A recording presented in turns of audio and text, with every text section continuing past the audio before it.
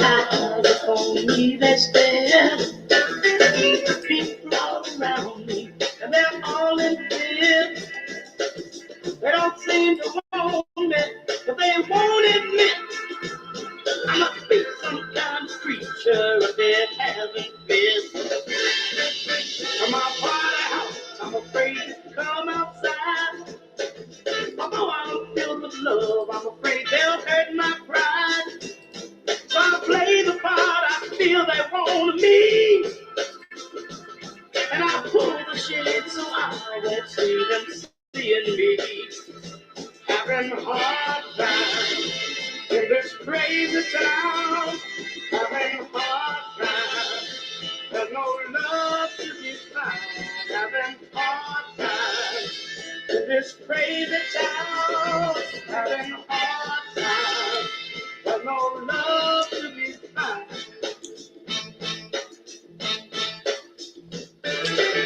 From my party house, I feel like me another familiar face of creed and the race of brother. But to my surprise, I find a man corrupt. Although he be my brother, he wants to hold me up. Having a hard time in this crazy town. Having a hard time. There's no love to be found. Having a hard time in this crazy town. Having a hard time. There's no love to be found. Welcome. This Orangey and the Orangey SWAC Sports Network. Hey, if you just tuning in, please hit that like button. If you haven't subscribed, please subscribe and share it to a friend or two. And an earlier game today, the ladies of Alcorn upset Jackson State. Woo, boy. Somebody messed up the church's money, didn't it? But we're going to get it started. We're going to get it cracking, huh? How y'all feeling? And this, again, is a barn burner, Coach. Yeah, Coach, you can throw all of the records out the door when the Tigers of Jackson State and the Braves of Alcorn come together again. Whether you're playing marbles or football or basketball, it comes down to who wants it the more. So tonight, Coach, whoever wins the turnover battle, the rebounding battle, and who wants the 50-50 ball more, gonna walk out of here with a victory on this afternoon. Absolutely. Alcorn wearing their traveling white uniforms with the purple numbers. Look at the standings. With Southern, the, Alabama, A&M, Jackson State. Trimmed in gold. Jackson State wearing their sky blue or Indiana blue uniforms. What do they call it, Coach? Look like North Carolina blue. Carolina blue. That's what it is. Carolina blue uniforms with the dark blue numbers trimmed in white.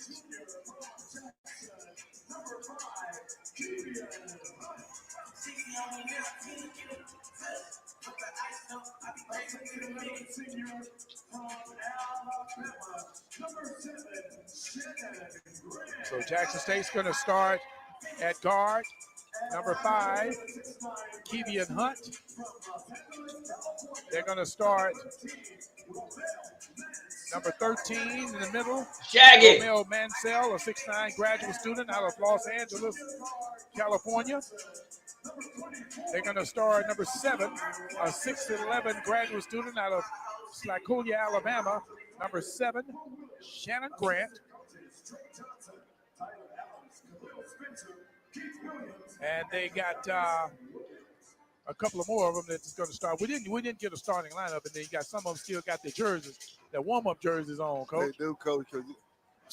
So you never know who's going to get the nod. That's right, Coach. Yeah. Hey, we saw in the first game that the coach shook up the starting lineup. If you missed the first game, Alcorn ladies did win. Great crowd. Yeah.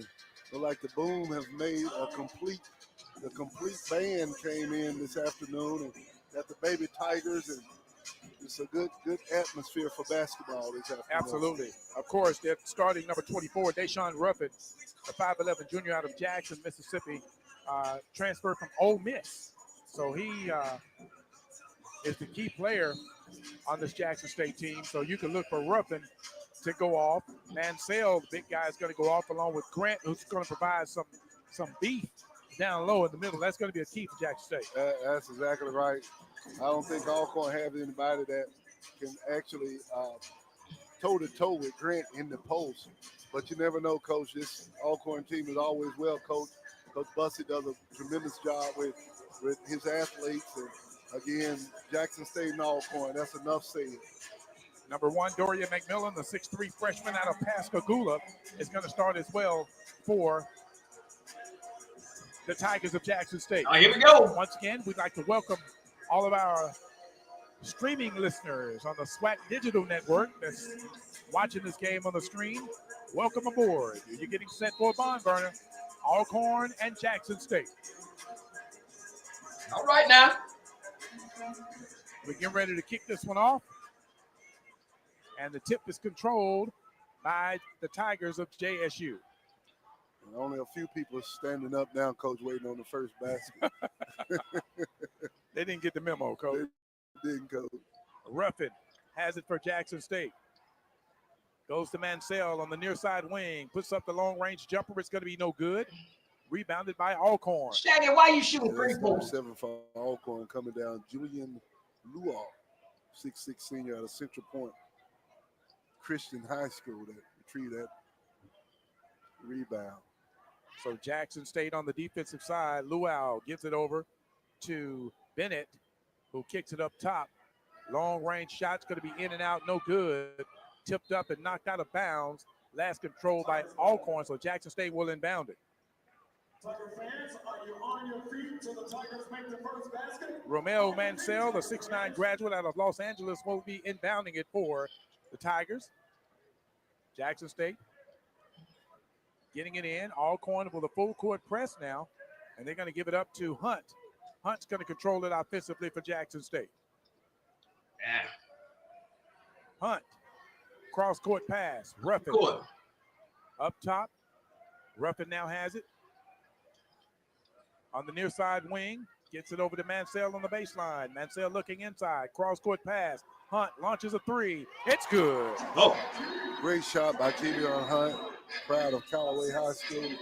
He drains the three and allows everybody to take their seat. So now we can see. The Richard Swartz three-pointer by Kevion Hunt. On the other end of the court, Alcorn, Luau misses a three. They get the rebound. oh, good move. And Luau gets another look at the basket, takes another three. Still can't find his range. It's going to be no good. Goes out of bounds. And it's going to be last touched by Jackson State's Shannon Grant. Well, they both fighting for the ball. Gray and Shaggy fighting for the ball. Same team, brother. Tonight, they are fourth in the SWAC, shooting 33% from that area. Luau fakes a three, goes inside, gives it off the last second to Bennett, who gets a two. Benet makes the basket. Jackson State will get it. 3-2 is the score. Jackson State with the lead. Mansell to Grant. Grant underneath. Come on, Grant. Up, power move. Makes Big the ass shot up in good. there. Because it's just physically, Alcorn don't have anybody in the post. When Grant gets that close to the basket, that can contest him from going up. Alcorn takes the shots. No good from the perimeter. Get the rebound. Shot's going to be up again, no good. Grant with a rebound for Jackson State, and the Tigers coming down court. Jackson State, of course, coached by Mo Williams, assisted by Trey Johnson, Tyler Adams, Khalil Spencer, Keith Williams, and Kadarius Williams. And just like that, Grant loses the ball out of bounds. Great look by Deshaun Ruffin, try to get it into the big, but he just lost it out of bounds, Coach. Jackson State on the defensive side, once again, picking up the press at half court. Alcorn trying to make a move, and they do. Quick move inside. Basket by Tankersley. That's Marcus Tankersley, 6'4" junior out of Chattanooga, Tennessee. Second leading scorer on this basketball team at Alcorn at 10 points a game. Hunt. What's going on, Miss Hattie? How you doing, sweetheart? Makes it good. Wonderful teardrop. Right-hand floater by Kevion Hunt. Puts the Tigers up by 3, 7-4. Hattie, your Jackson State Lady Tigers In lost. case you just joined And us, Alcorn Lady 45 Tigers was talking seconds much left in the cash first shit half. after the game. Jackson State out to a 7-4 lead over the Alcorn Braves. Alcorn trying to work something down inside. They step back, take a jump shot from Good the job. perimeter. That's a That's shot going to be there. good. Wow. That's Wyatt, 6-foot sophomore out of St. Anthony's High School. He's the leading scorer for the Alcorn Braves. Grant underneath. Big shot by Grant. And that's a mismatch right there, Coach. You're talking about Grant at 6'11" and Wyatt at 6 feet. And Grant is very agile, and he can move quickly to be so big. He's quick down there. He is, Coach. Alcorn trying to work something around. Luau takes a jumper. It's going to be no good. They coming down roughing now, looking at the basket on the near side wing. Wants to take it himself. Crossover dribble, gives it up. Mansell underneath. Fakes the shot, puts it up off the glass, makes it good. Wow, great job by Mansell keeping his composure. He gets the ball and loses it for a second and gains it back and goes up for a layup in the paint. Jackson State 11-6. Alcorn trying to work something inside. Shot's going to be up off the glass. No good. Mansell with a rebound. And the Tigers getting down quickly now. They're working it inside to Grant. Bounce move, puts it up off the glass. Sweet touch, good. Wow. And he gives the cheerleader a high five as he's going back down the court. He better save that energy, Coach. She said she'd never wash that hand again. Great move by Grant. It's almost difficult to use the word quick with Grant, but he has some nimble feet for a big man. That's right.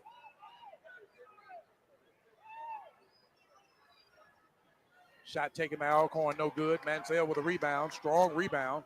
Jackson State down court quickly, roughing now. Gets it across midcourt, calls a play. Cross court, Hunt looking inside. Mansell sets the pick, Hunt goes baseline. High shot's going to be no good. Alcorn comes away with it. 2-on-2. Other side, shot's going to be blocked by Mansell. Wow. Luau has it now, goes over. Shot's going to be blocked that time by Grant. Wow. Jackson State with back-to-back blocks. shots. The size of Jackson State is causing a problem for Alcorn at this point of the game. Great defensive effort on the part of Jackson State. Alcorn coming right back with some strong defense with a steal. And we've got the jump ball, possession arrow point to Alcorn. So we got a timeout on the court. Our score with 13:58 left. Jackson State 13, Alcorn 6. We'll be back. You're listening to JSU Basketball on the Tiger Sports Network. Hey, that's a good little first few little minutes of the game right there, 13-6. It's starting off about the same, man. Hey, we got a couple other games that's kicking off on the men's side right about now. And only scores, they haven't even updated the scores yet. So, but it's all good, though. So how y'all feeling today? What's good with y'all? It's Mardi Gras season down here. It's Carnival. They got about 3 parades going uptown. I'm good. They can have all that. I'll pop out for the Zulu parade, and that's about it, man. I'm too old for that stuff now. I got me a little seafood etouffee going on, and we getting it on. Don't forget the what's the name is also playing showing today also the HBCU Legacy Bowl. Alcorn are performing halftime there. Also the Andre Dawson Classic is going on. Jackson State, they should be finishing up now with their game with Prairie View. They was leading 3-0, but I'll check on them scores. We got all kind of action this weekend.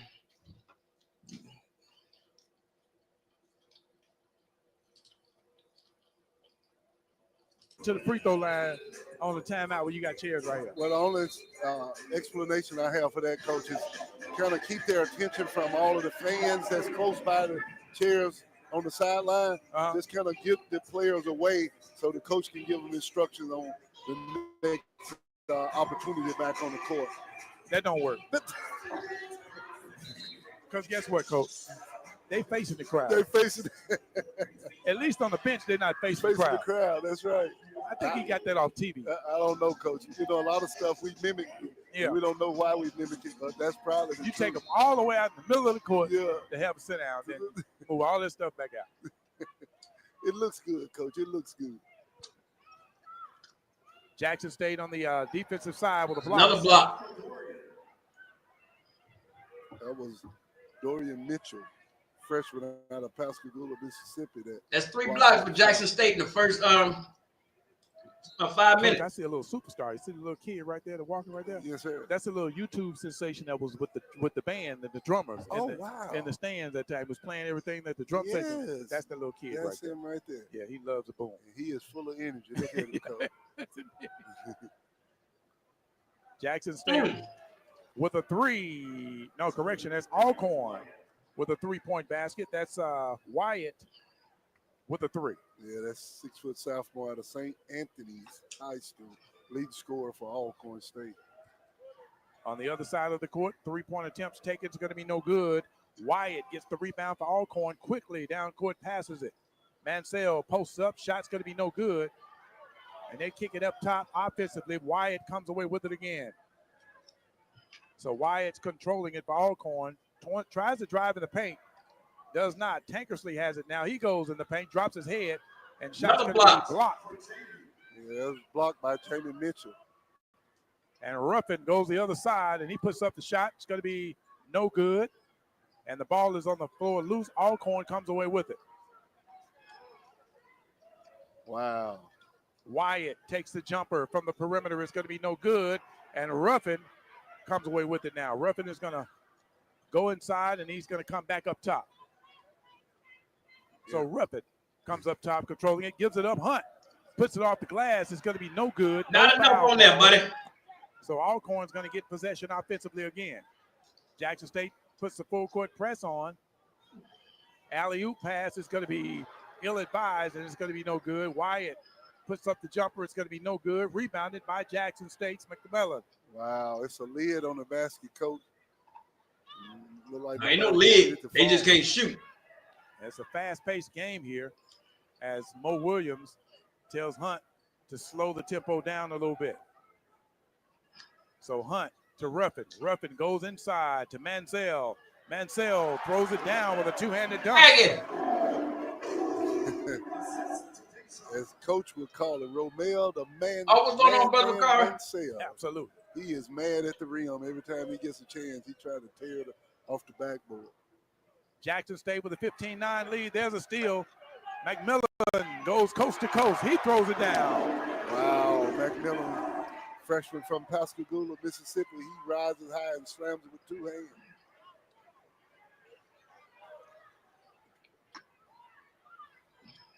Jackson State on the defensive side. Alcorn shoots a 3. It's going to be no good. Ruffin comes away with it. And Ruffin slows the tempo for Jackson State. Ruffin with a crossover dribble. And he was about to thread a crochet needle that time. He did so much stuff with his feet. Wow. Foul is on Alcorn's Javian Fareed. That's going to be his first personal. Timeout's called by Jackson State. Jackson State leading 17-9. We're going to take a break right quick and come back. You're listening to Jackson State basketball on the Tigers Sports Network.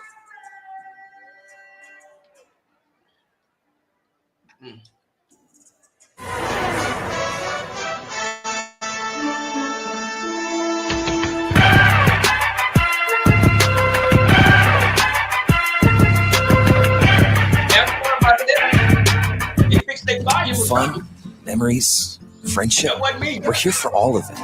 We're here for the big moments and the small ones too. We're here for unforgettable triumph, momentary misfortune, and the impromptu throwdown. 17 minutes. We're out here each day, chasing something great. That's the only score we got right now. Call it adventure, call it play. But after this game, I will switch over to the Grambling and Southern Academy game. Sports and Outdoors. Have fun out there. Today, we celebrate the young, Black, and fearless. Whether you are a creator, a storyteller, a motivator, or an activist, you are a change maker, and the future is yours. Be bold, drive change.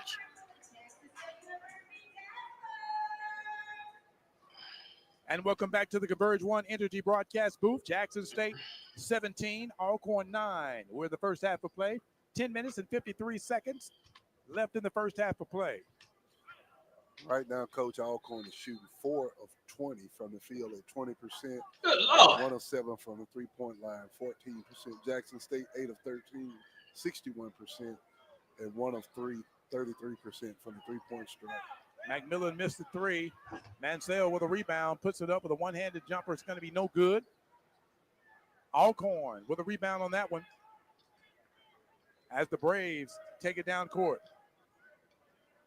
Davian Williams at point guard. Gives it up to Cornelius. Cornelius and Williams going back and forth. Williams now have it. 7 on the shot clock. Braves trying to get something inside. One-handed hook shot up, in, and it's going to count. Wow. That was a good shot. Bennett. Bennett. Yes, it was a good shot. Senior out of nice France. Hoover gets his first personal foul.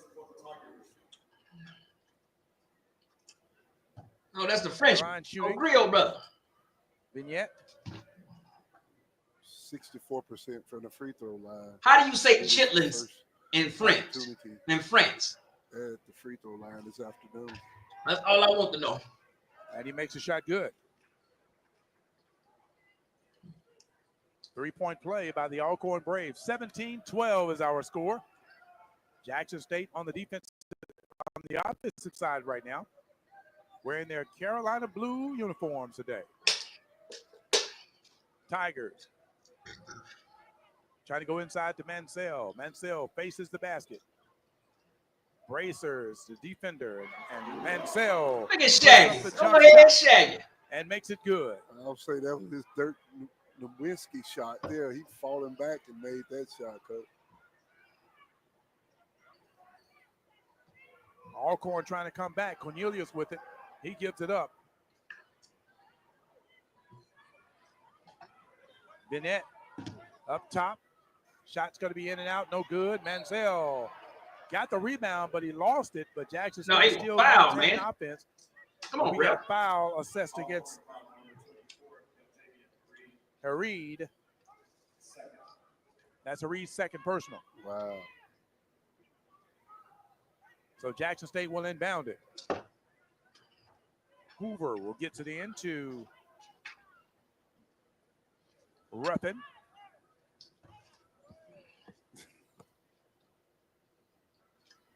Deshaun Ruffin at point guard, splits the defense, steps back, takes the jumper. Good. That's amazing basketball right there, Coach.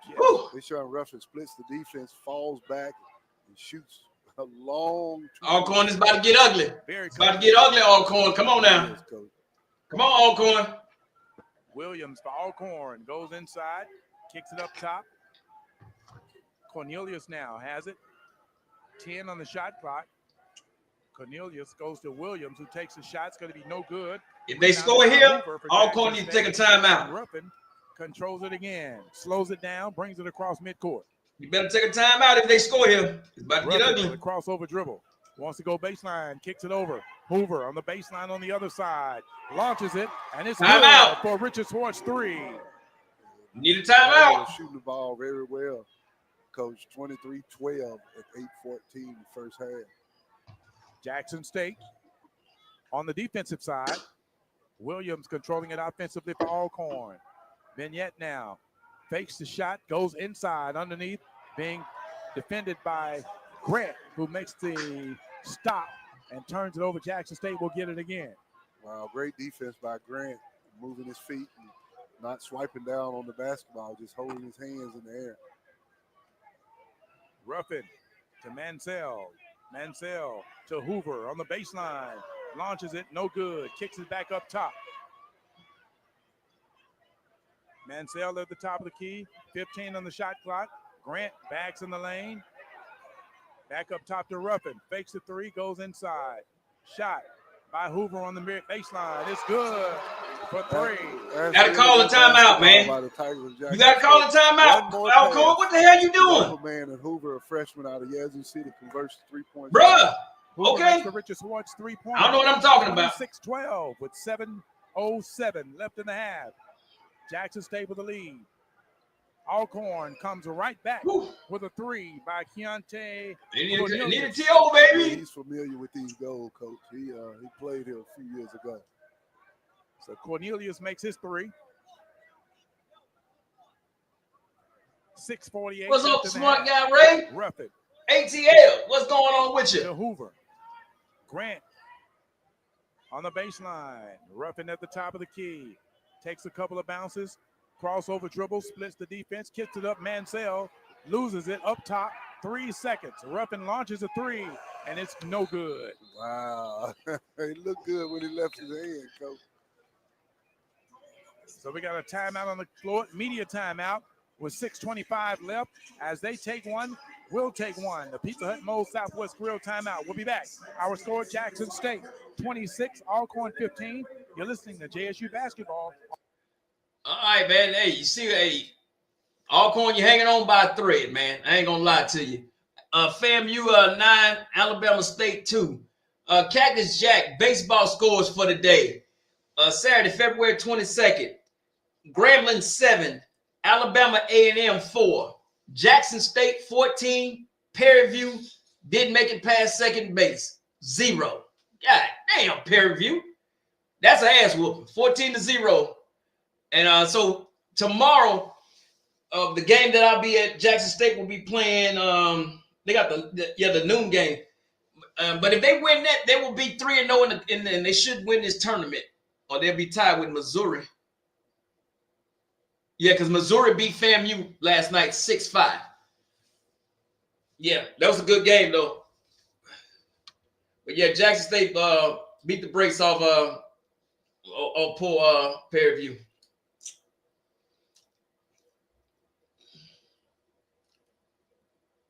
Fun, memories, friendship. We're here for all of it. Here for the big moments and the small ones too. We're here for unforgettable triumph, momentary misfortune, and the impromptu throwdown. We're out here each day, chasing something great. What the Legacy Bowl looking like there, Brother Carter? Call it adventure, call it play, we call it fun. Academy Sports and Outdoors. I'm watching the baseball. From these Alcorn Braves. I'm watching baseball and this game. Now I'm only looking at the score on the other one. Alcorn will get it inbound. The Legacy.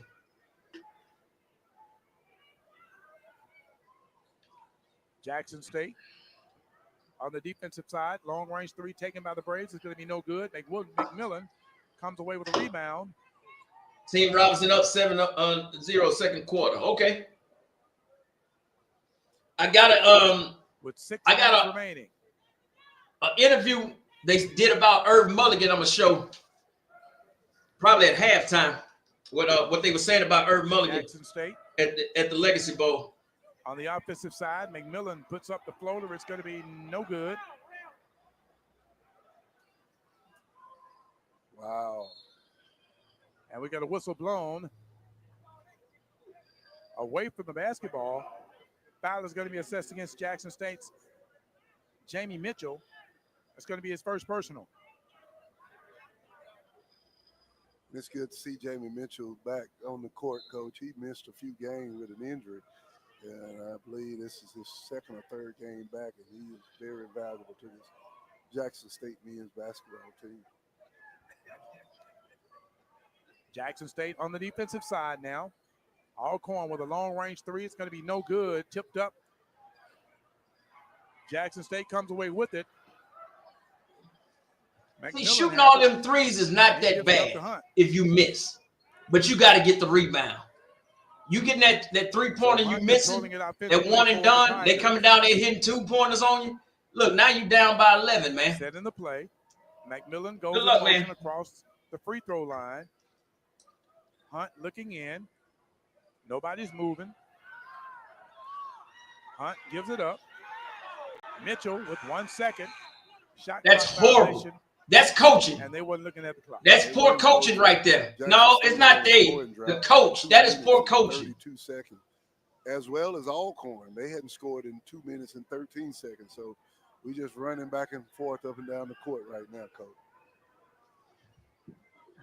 Alcorn controlling it now offensively. Jackson State in the zone defense. Braves put up the shot. It's good for 2. Pajard. Michael Pajard, 6'2" senior out of New Orleans, Louisiana. Teardrops that over Grant's outreached arm. Jackson State 26, Alcorn 17. 4 minutes, 16 seconds left. First half of play. Tigers having problems with the basketball. 5 on the shot clock. Hunt goes inside, puts it up, and he's fouled. Great job by Kevion. Hey, somebody got to explain to me in this chat. I know some Jackson State fans in here. Why in the hell does Jackson State every half take a 2 to 3 minute break on scoring? Every half, it's 2 to 3 minutes. They just don't score. What's going on? That's Wyatt commits this foul. So Hunt will be at the line shooting to the Penn Street Investments free throw line. First shot, Hunt up and good. Earlier today in women's basketball action, looking at the Porter's Insurance SWAC scoreboard, it was Southern leading Grambling 62-38 in the fourth quarter. This is women's basketball. Pine Bluff and Prairie View 61, Pine Bluff 59 in the fourth quarter. Bethune-Cookman trailing Alabama A&M 62-56. It's Valley and Texas Southern 26-23. Texas Southern in the second quarter. And the final, FAMU beat Alabama State 48-40. And, of course, Alcorn defeated Jackson State women 64-51. Kevion Hunt hit both of his free throws, Coach, and now they're on the defensive end. And just like that, McMillan gets a steal. So McMillan down court, goes to Hunt, fakes the 3, goes inside to Grant, who loses the basketball, but he is fouled. Yeah, he did the fouling. Like a media timeout. Grant was fouled, but we have a media timeout on the court with 3:36 left in the first half. Jackson State 28, Alcorn 17. We'll be back. You're listening to JSU Basketball on the Tiger Sports Network.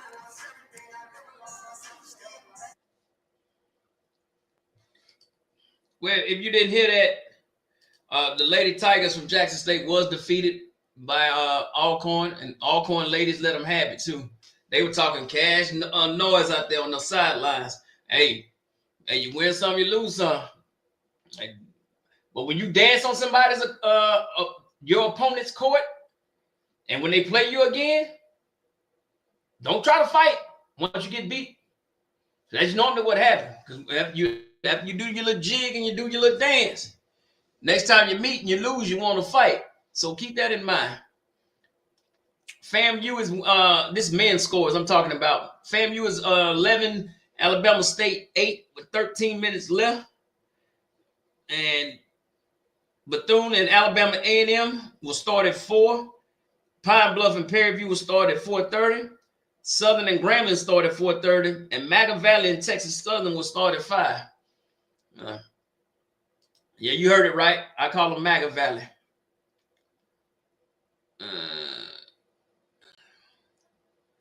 That's Southern and FAMU in baseball should be a good game tonight.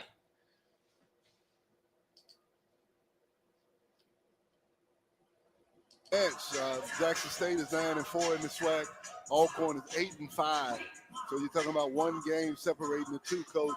Well, Coach, right now, Alcorn is shooting 7 of 30 at 23% from the field, 2 of 12 from the three-point strike for 16%. And Jackson State, 12 of 21, 57%. And 2 of 6, 33% from the three-point strike.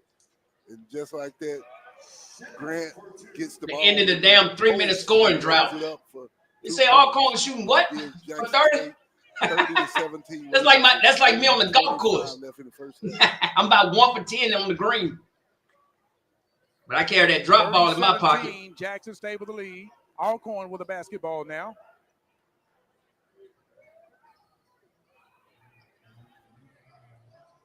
Tigers on the defensive side. Alcorn, Spajard gets the basket. Good move by Spajard, 6'2" senior out of New Orleans, getting that basket fall for him, the baseline. Spajard, that's one of them French, that's one of them Haitian Creoles. Tigers take the long range shot. It's going to be good for three. That's Kevion Hunt. Makes the three. The Richard Swartz three-pointer. And Kevion's leading the Tigers in scoring right now, Coach, with 10 points. All right. Mansell has 5 rebounds leading the Tigers, and 4 assists by Ruffin leading the Tigers. And look like McMillan gets a steal for the Tigers, and they're headed back on the offensive end. That's a steal for Jackson State.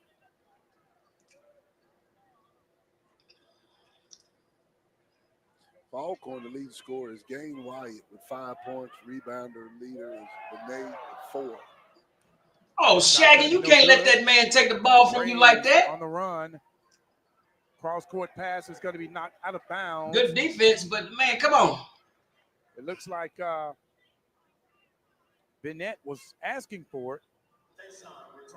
It was too much traffic in the lane for him to be asking for that one, Coach. About 10 sets of hands. And it looked like Alcorn will take it out right under their basket. Alcorn, you need a little milk right now. I see you, Coach. You know what I'm saying? Need a little milk right now. Yeah, it must be boot day. It must be. A minute, 38 seconds left in the half. Jackson State with a 33-19 lead over the Alcorn Braves. As Grant takes it inside, dunk. Power move, puts it up off the glass and makes it good. Wow, what a move by Grant. Looked like a skip to Malou move there, Coach.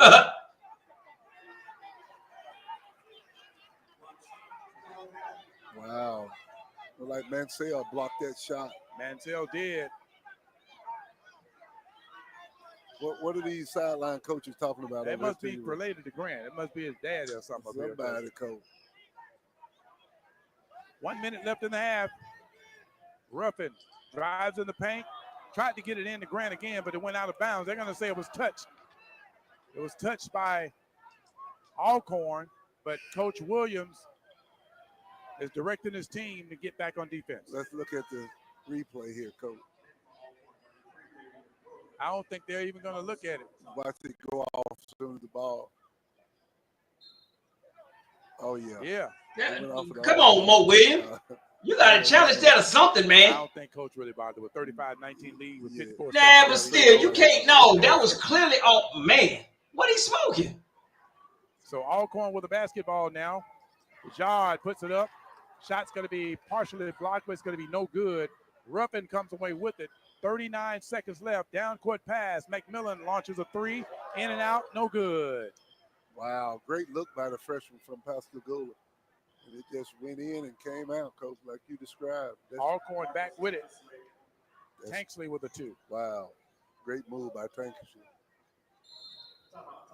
So Jackson State with a quick 30-second timeout. So, hey, with 20 seconds left in the half, that call could come back. But Coach didn't really trip on it like that. You know, he didn't challenge it or anything. That's like exactly right. So if you're a coach right now, you know, what would you tell your team in this quick timeout? Well, with the shot.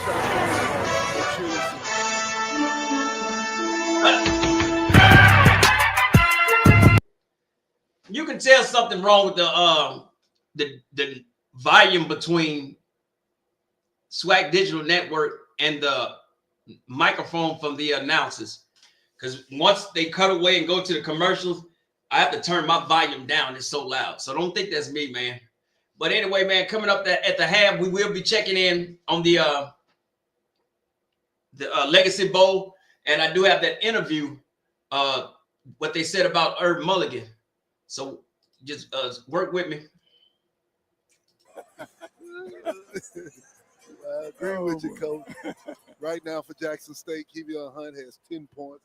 as well as Grant with 10 points. And leading the way for Alcorn is Wyatt with 5 points. So Jackson State's Mitchell bringing it in for the Tigers at midcourt, right in front of the Alcorn bench. Mansell has it. Mansell goes to, shot's going to be on the baseline. It's going to be no good by Mitchell, and it's going to go out of bounds with 6 seconds left in the half. Coming up at halftime, we're going to have a conversation with 2 of the Lady Tiger basketball stars coming up at the Zaxby's halftime report. That's going to be at the Zaxby's JSU at the half report coming up in about 6 seconds. They call a quick 30-second timeout. We'll just keep it right here.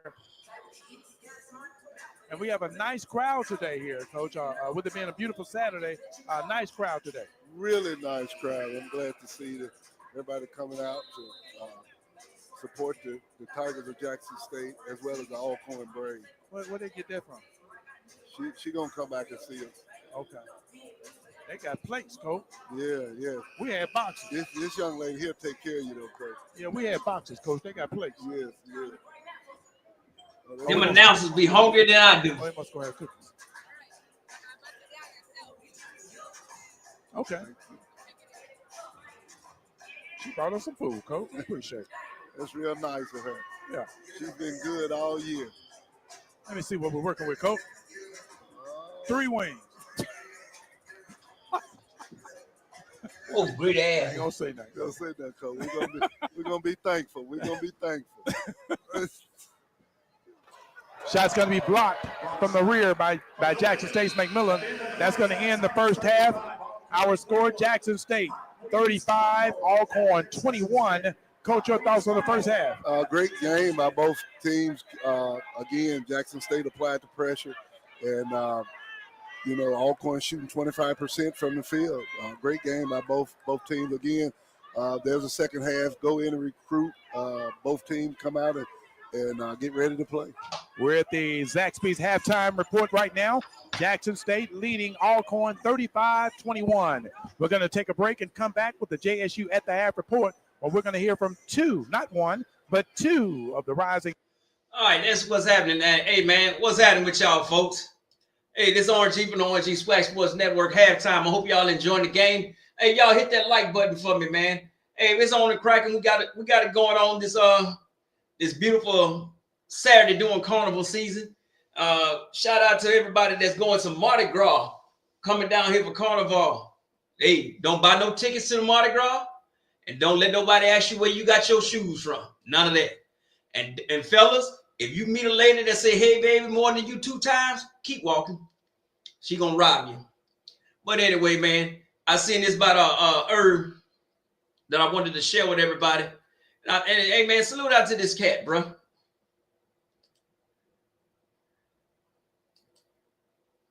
Irv Mulligan from Jackson State. This is someone who certainly has the footwork, the quickness, the balance and body control, and the contact balance. Watching him go through endo drills, you can see all the things that you normally see from the pros, but then watching him in team, the vision and the finishing skills, he has a chance to have a big game on Saturday. And real quick, he was doing some return stuff as well. The NFL scouts are very high on Irv Mulligan, the ones that were here. But you can't have to talk about Irv. And there he is. There it is. You heard it right there. They say they high up on Brother Irv. Man, salute to him, man. Go ahead. Rumble, young brother, rumble. That's from that was from yesterday. That was the interview that they said about Irv yesterday, and expecting him to have a big game. And matter of fact, let's check in. I can get that thing on there. Let's check in with the what's the name bowl as soon as it pop up. I got the channel. Hey, come on, brother. We're gonna watch the what is it called? The celebration, excuse me, Legacy Bowl. Just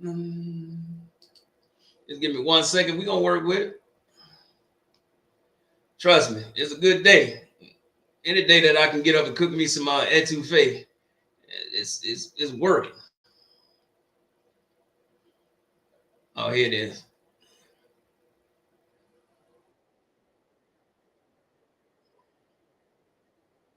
This is the HBCU Legacy Bowl. We're going to pick in on this for halftime.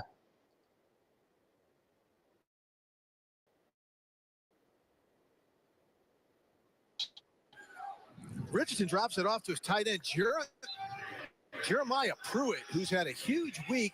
Great week. And Charles, what about that play by Pruitt? He's showing off his athleticism, and he was one of 3 tight ends that really showed up for Florida A&M this year. Yeah, he certainly did. And what I liked most of all was he kept himself alive, Bucky, because that route took a little bit longer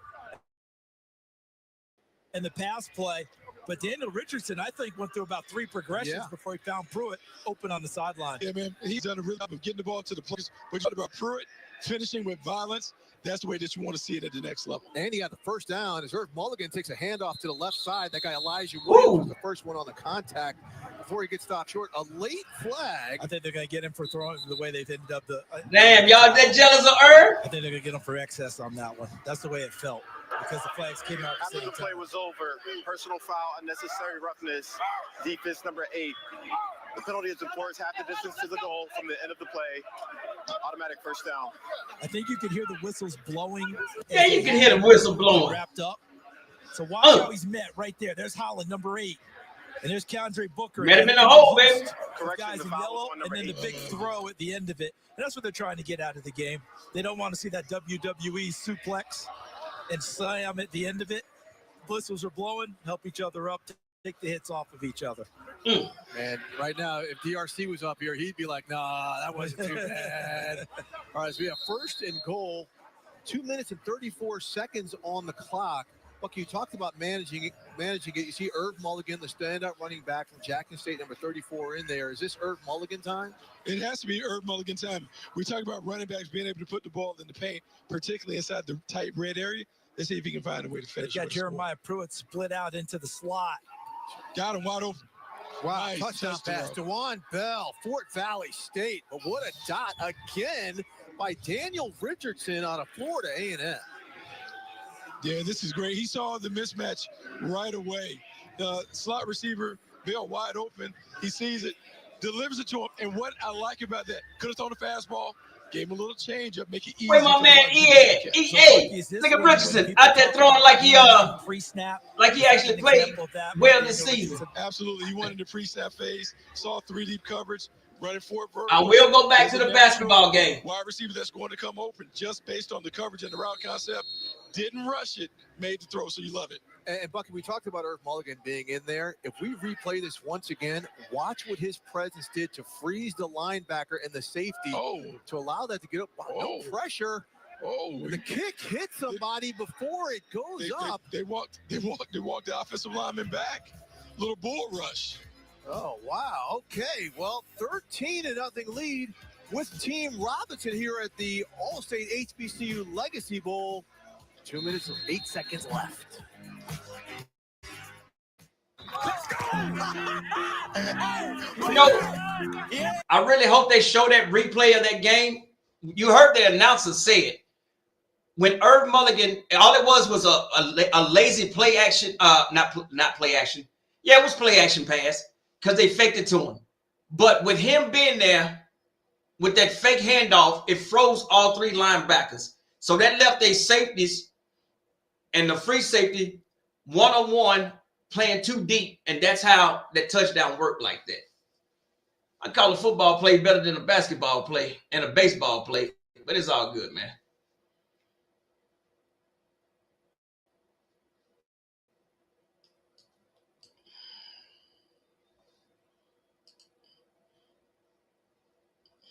Oh, they doing something out there on the half court at Jackson State game, but we're gonna keep watching. I got my eye on it. The game. So buy your stuff and show how much space you have in your kitchen. Selling your home to Open Door is so easy. You can do it during halftime. Keep an eye on this one bit. Oh yeah, it's not like I'm selling the house or anything. Get started at opendoor.com. Amanda Riley was a mother, wife. Everybody loved her. I heard the words, "You have stage 3 blood cancer." We gave our hearts, our prayers. We thought she was God's gift, but she was a liar. Why would somebody fake cancer? There's all these pictures of her in the hospital with IVs, tubing. It was only a matter of time until Amanda's whole world came tumbling down. Oh my God! Scamanda. Now streaming only on Hulu. Scamanda. Go ahead on, white lady. Just keep coming as we extend President's Day one more week with Bob Mills. We get scammed every damn day. Call that girl Scamanda. Not a scam Karen, Scamanda. Go ahead on, girl. Yeah, but they still at halftime. They doing some type of like awards or some type of presentation they doing for Jackson State. I have no idea what it is, man. But we gonna stick with this football game till they come back. It look like look, there it is. My favorite band in the world. Who show up at halftime? Literally, the chicken circuit, the chitlin circuit. At the SWAC Legacy Bowl. It is the chitlin boys. Nothing. And before we went to break, we saw a batted PAT try.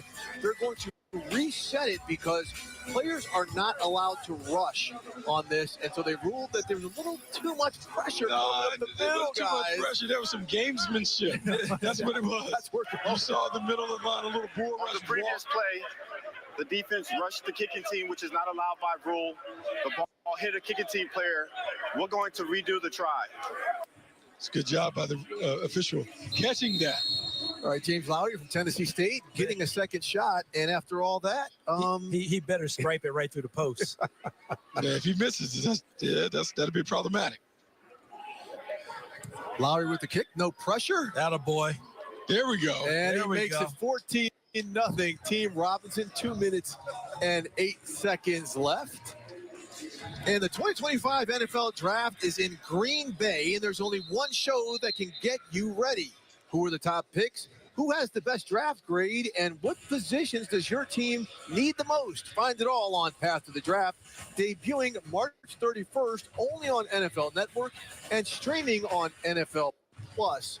And you will see a lot of Charles Davis and Bucky Brooks on Path to the Draft as we're getting ready for the upcoming draft. And hopefully we'll be talking about some of the players that we're going to dance and cut up wherever we go. Look at Miles College. Isn't it amazing in our lifetime? Me too, representing up there. Go ahead, Miles. Has grown in interest, popularity. You know, it's just been unbelievable watching how it's magnified over the years. And how many people just love it. And even the interest in this game, seeing how guys can descend to the next level. I think people understand they may not be able to play, but they feel like they know what a good player looks like. All right, as we go to the 2-minute warning, Daniel Richardson with the strike to DeJuan Bell to give Team Robinson the 2-touchdown lead. Some people just know they could save hundreds on car insurance by checking Allstate first. Like to check the game is actually over. Let's see if we got any update on basketball scores.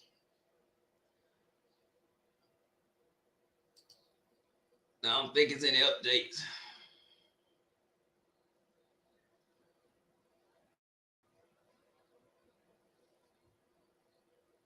Okay, with 4 minutes left in the first quarter, FAMU 21, Alabama State 16. FAMU is actually in second place. And EA was correct about FAMU being the hottest team right now in the SWAC. They playing some of the best basketball, but it's the regular season. Tournament time coming in a few more weeks, man. Bethune and Alabama A&M is underway. No score yet. Pine Bluff is about to kick off. Southern and Grambling has not started yet. And Maga Valley and Texas Southern starts at 5 p.m. But right now we are at halftime between Jackson State and Alcorn State. Jackson State with a 35-21 lead. And watching the Legacy Bowl while we're in halftime. I will go back to the basketball game once the whatever they're doing at Jackson State finishes.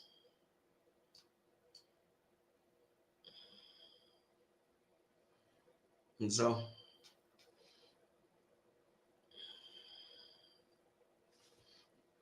until then, y'all just sit back and y'all drink y'all a cold beverage.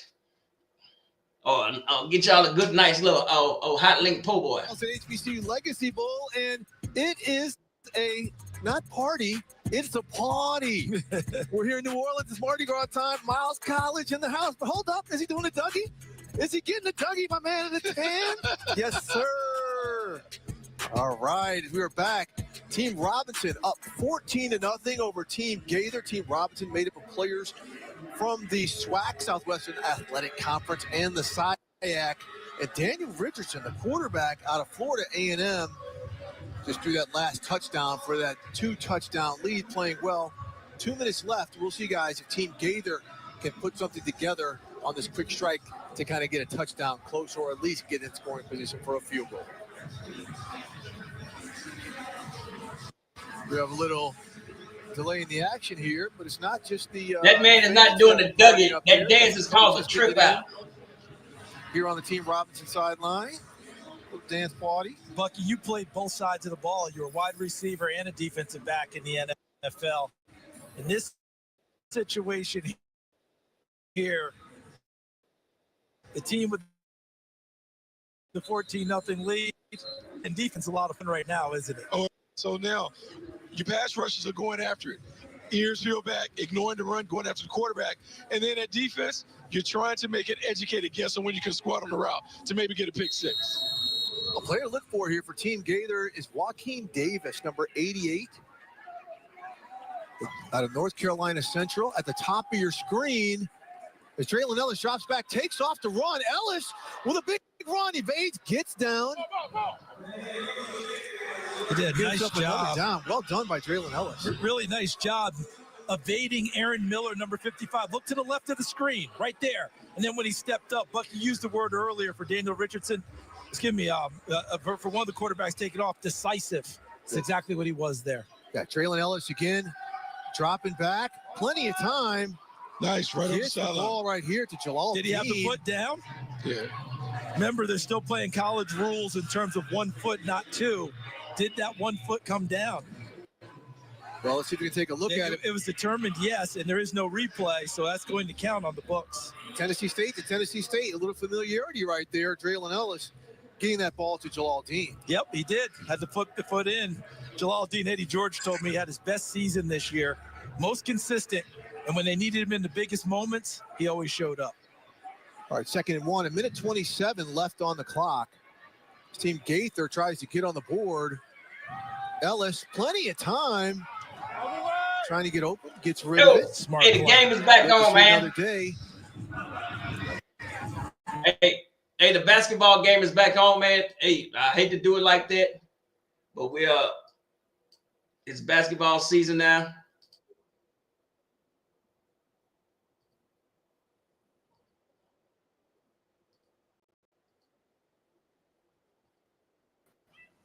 I do apologize to the folks that's watching basketball. Grant has played the entire game, coach, and hadn't seen Canterville, who used to come in and spell either Mansell or Grant in the post.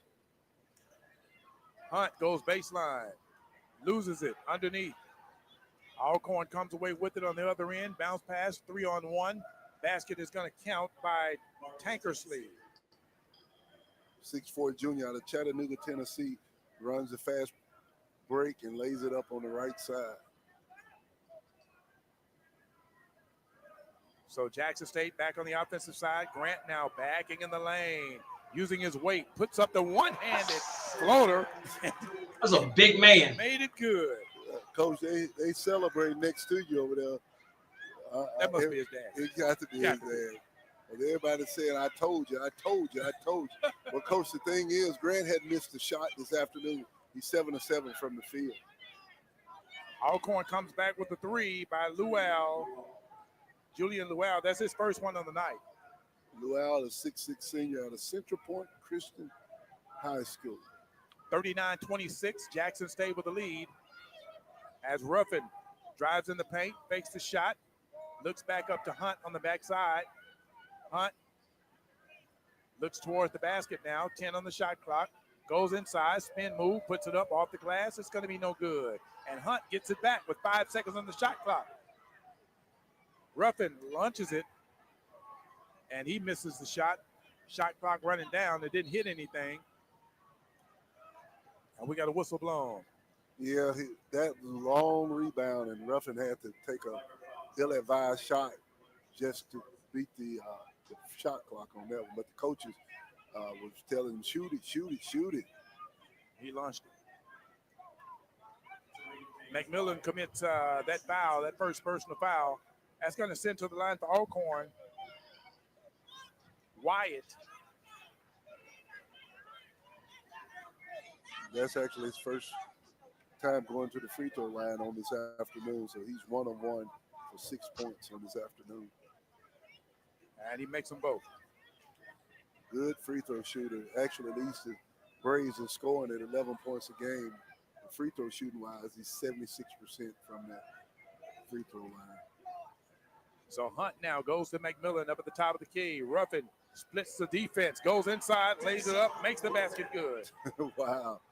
Just when it looked like the outstretched arms of the Brave player was going to block his shot, somehow Ruffin hangs in the air and gets by the defender. Bennett makes the basket for Alcorn.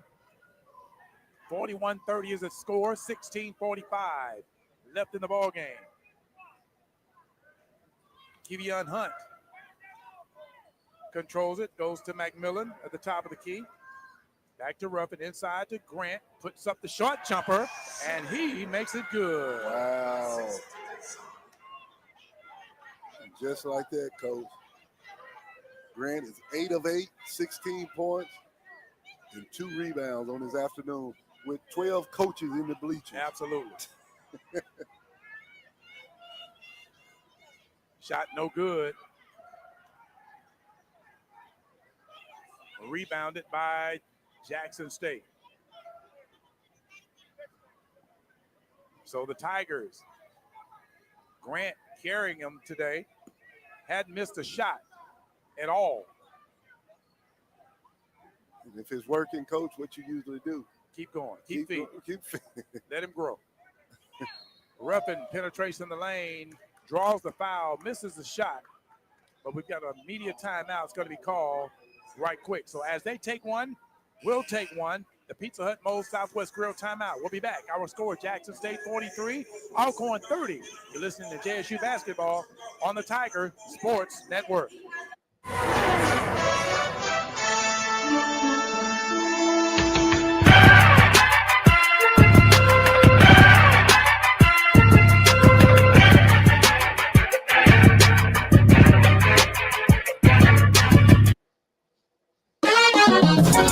We are exactly what you think.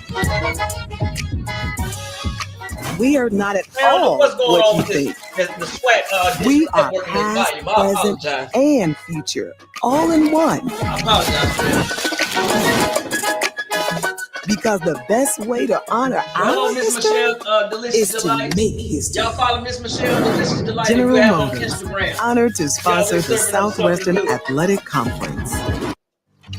Fun, memories, friendship. We're here for all of it. Here for the big moments and the small ones too.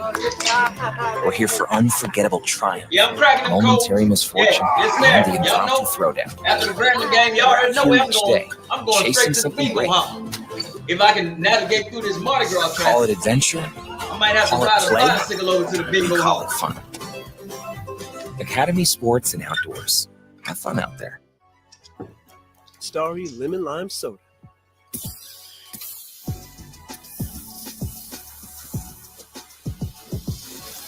Music to my ears. You don't have ears. Starry, it's different. All right, checking on them scores. Who better? FAMU 23, Alabama State 20. Okay. We're back now. There we go. That's a good little game going on over there. 23-30 over the Alcorn Braves. Alcorn coming back on the court. Jackson State is on the court now. It looks like Ruffin is going to be at the line shooting 2 for the Tigers of Jackson State.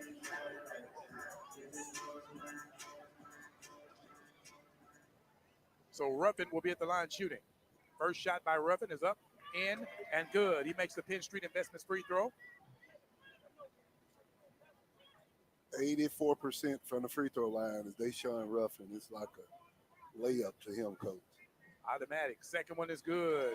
So Ruffin makes both free throws from the Penn Street Investments free throw line. As the Tigers set a full court press on against the Braves, try to widen his lead out. Right now is out to 15, 45-30. I never thought we would say at this juncture of a game that Deshaun Ruffin would lead the team in rebound. I didn't think we'd say that in any game. Deshaun Ruffin, he's the smallest man on the whole floor at 5'11". He is, coach. That's Tankersley for Alcorn State University, 6'4" junior out of Chattanooga, Tennessee. It goes in and lays it up with his right hand. Great move to the basket by Tankersley. Hunt to Grant.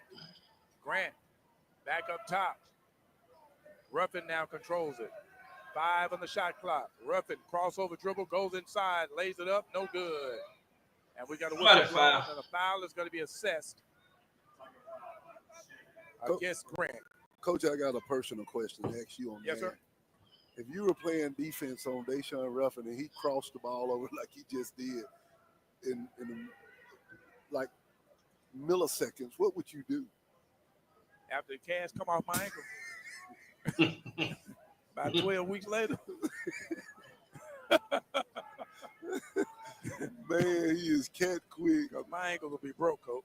Great good job shot. by number 9, Wyatt. Wyatt makes the basketball. That's a good going. shot. Yeah, sophomore out of St. Anthony's High School. Yeah, I would definitely break my ankle, coach.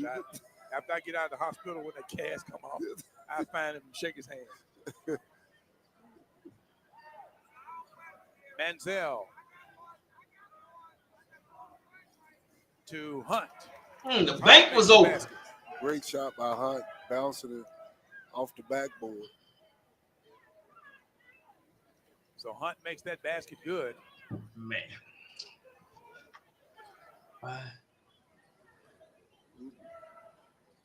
Jackson State on the defensive side. Shots good rebound. Out, no good by the Braves. Oh, better block. Block on the other side. Good rebound, but a better block. Offensively.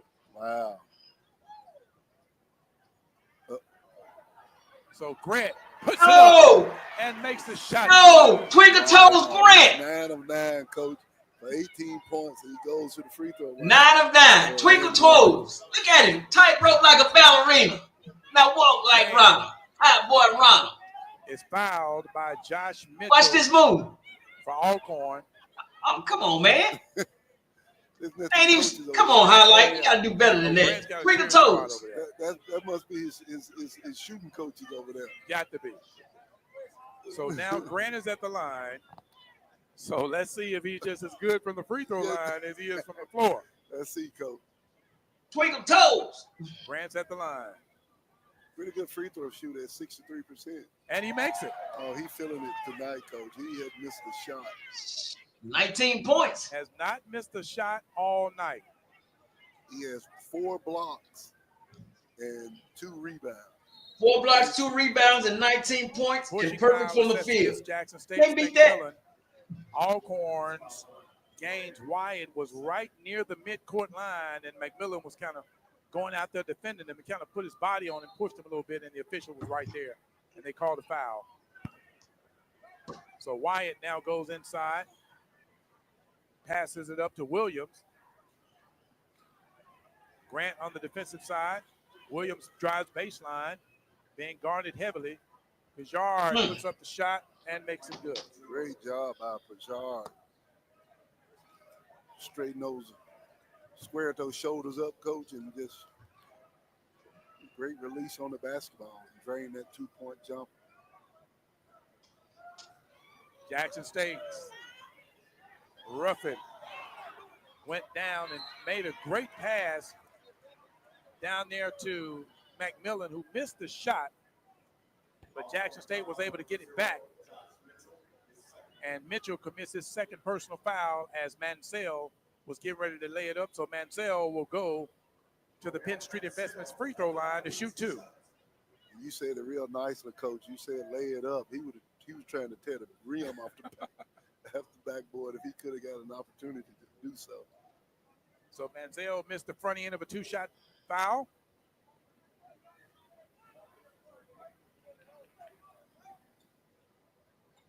Second shot coming up. Come on, Shaggy. Go up strong and dunk on him next time. And he missed them both. Goodness gracious. Wow. He shooting like Shaquille O'Neal from the free throw line. On the line to try to get a rebound. They all fell back to play defense. Double team. Rijard drives down, had it stolen away. Hunt tried to get it, but he was stepped out of bounds, so Alcorn will inbound it. Great hustle by Kevion Hunt. Getting after that ball on the defensive end there for the Tigers of Jackson State. 50-36 is the score. Jackson State with the lead with 12:24 left in the ball game. Jackson State on the defensive side. Alcorn, Tankersley puts it up. One-handed floater is going to be good. Good job letting his player set a pick, and he just went past the defensive player there from Jackson State, and great job by Tankersley. Jackson State now on the offensive side. Ruffin looking inside, drives in the paint, kicks it out top. McMillan on the baseline. Takes a shot. It's going to be no good. Ooh. They went after it. Instead of chair on it, man. That's the most dangerous thing in basketball, man. That chair, bro. By both players. Number 9. He hurt. Man, get that chair, man. You set the chair for somebody, you fall, brother. Up on his feet running, and Deshaun is up also. Yeah, Ruffin is up as well. We got a timeout on the court. As they take one, we'll take one as well. We'll take a Pizza Hut Old Southwest Grill time. That's nothing to play with, man. It's called setting the chair. When you up in the air like that and the person that's coming down, you set that chair up on them, you take a risk of hurting yourself and then the other person. I don't do nothing like that, man. No. I don't think he did it intentionally, but you got to watch yourself. I got to remember, these still 18, 19, 20-year-old young men. They're still learning the game of basketball. All right. FAMU and Alabama State is tied up at halftime, 23-23. That game is very important for FAMU, because if FAMU loses and Jackson State wins, Jackson State moves to second place. Now, if FAMU wins and Jackson State win, FAMU still remains in second place. So that's come to tournament seeding. The game we watching 21-35. Now, excuse me. That was the first half score. The game we watching is 39-26. Y'all can forgive me. I've started drinking OE a little earlier today. And Bethune and Alabama A&M is just getting underway. And so that's about all we got right now, man. And somebody got to make me understand. Y'all started having, not y'all, the SWAC was having basketball games at 11, 12 o'clock. Now everybody's starting to play at 3 and 4 o'clock.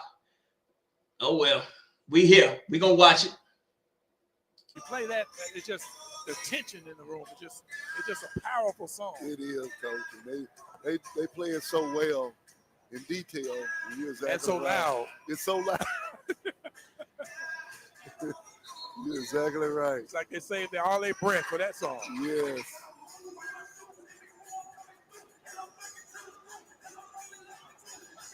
So both teams are back on the court now.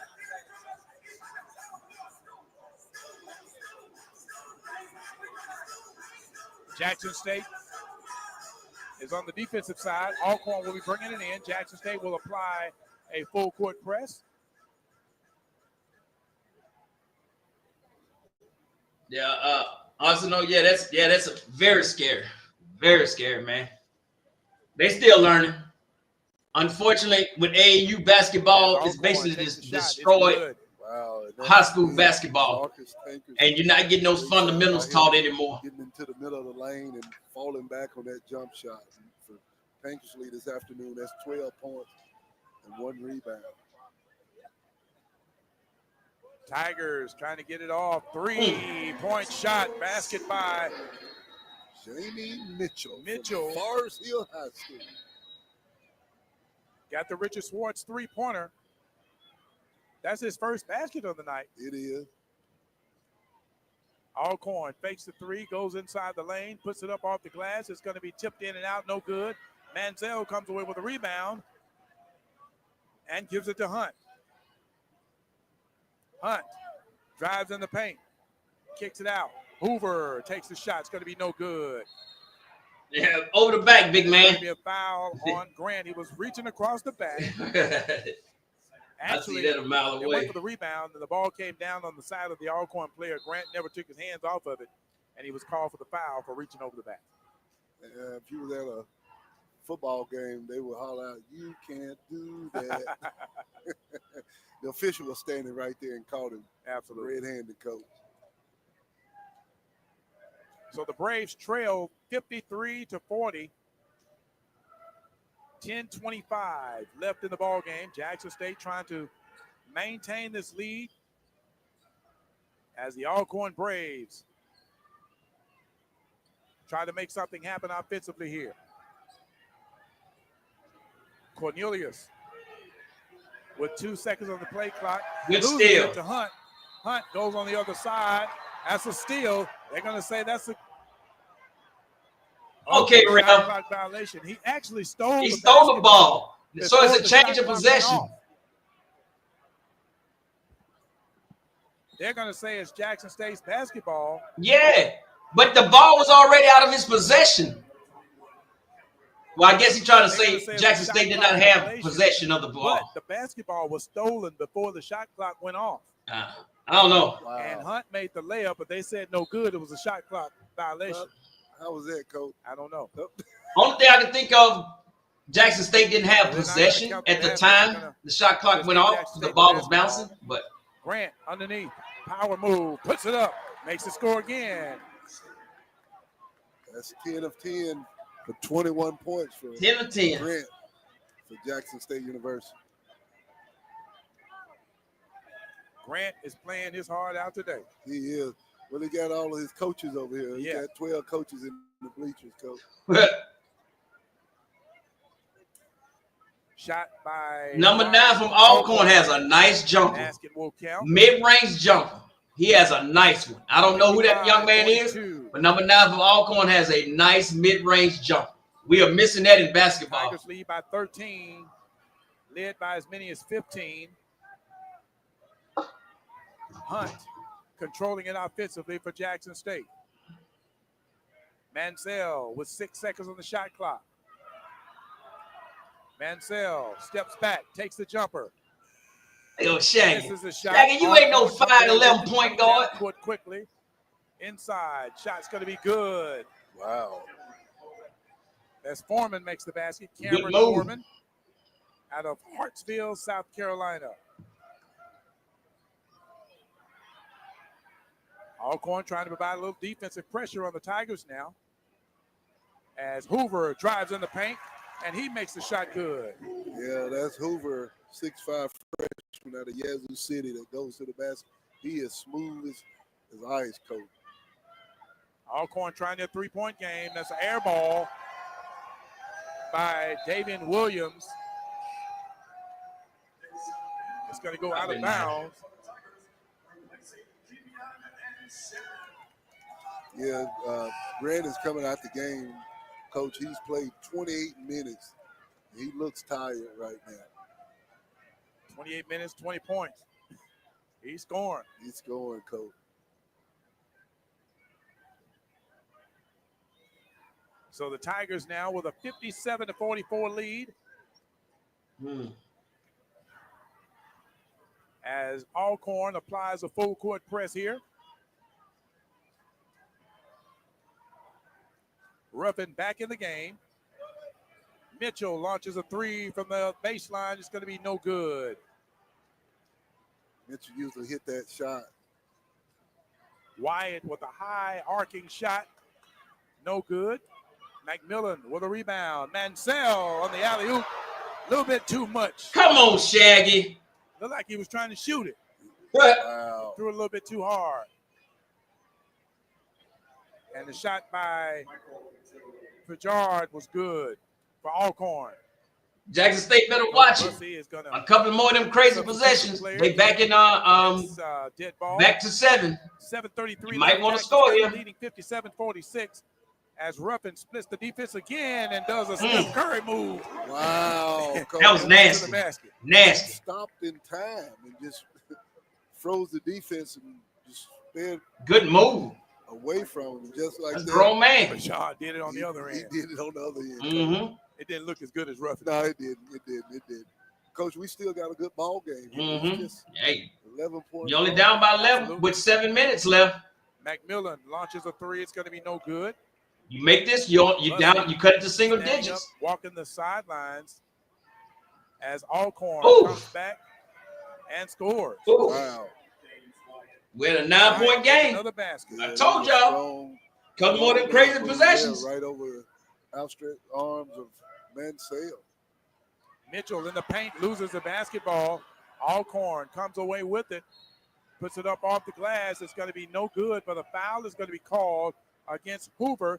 That's going to be Hoover's second person. Just like that, he hit these two to a 9-point deficit.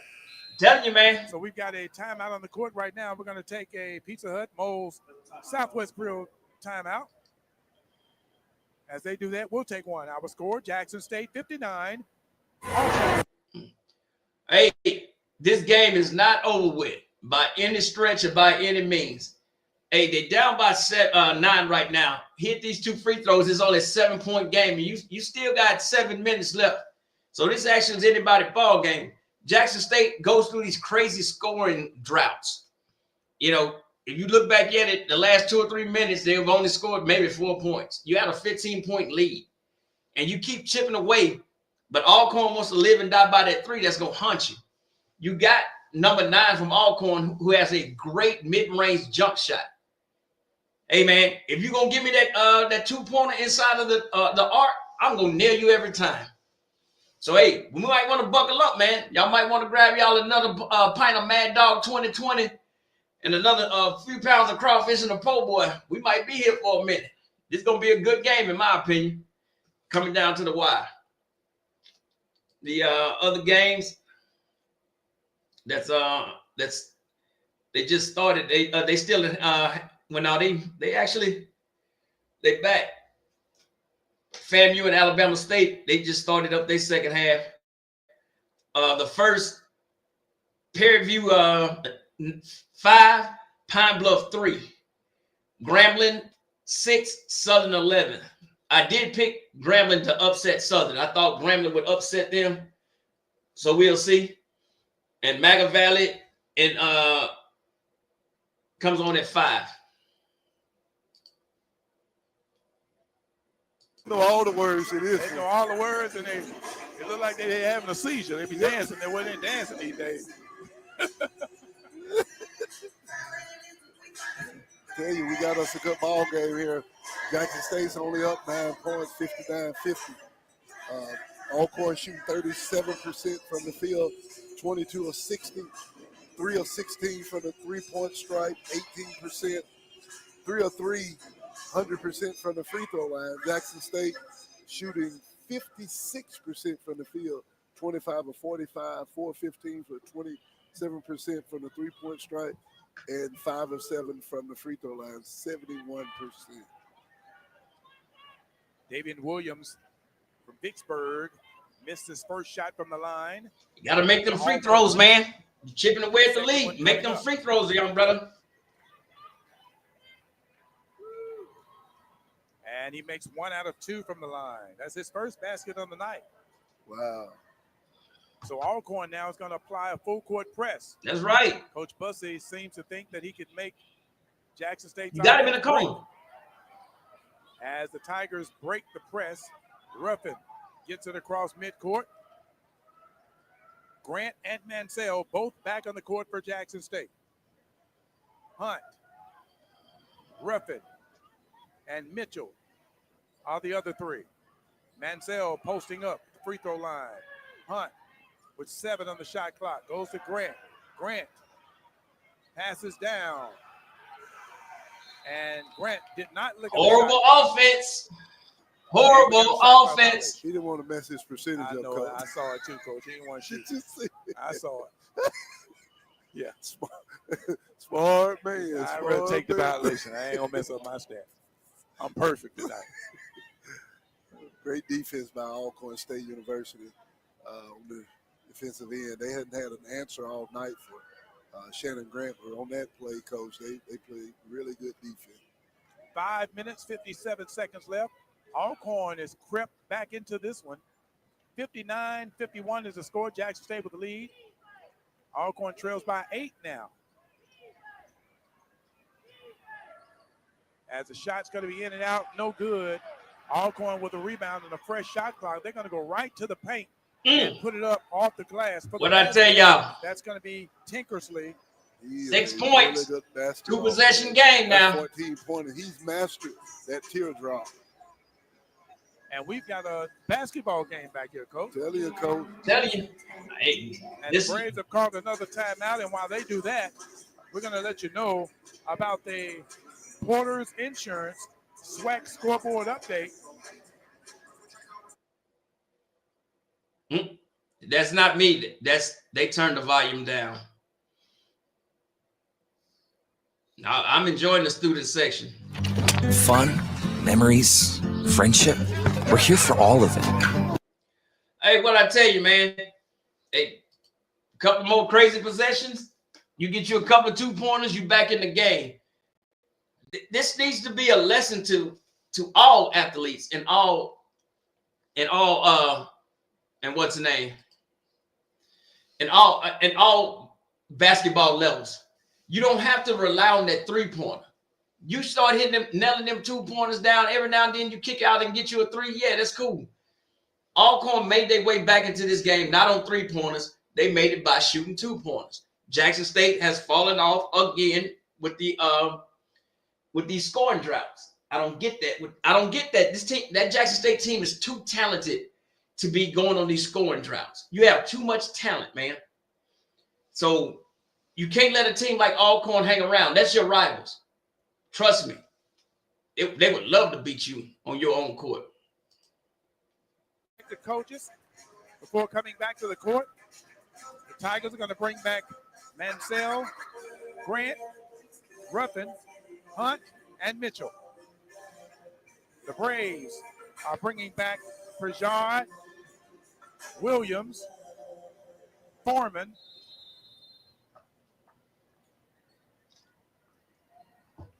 and Butler, along with Bennett.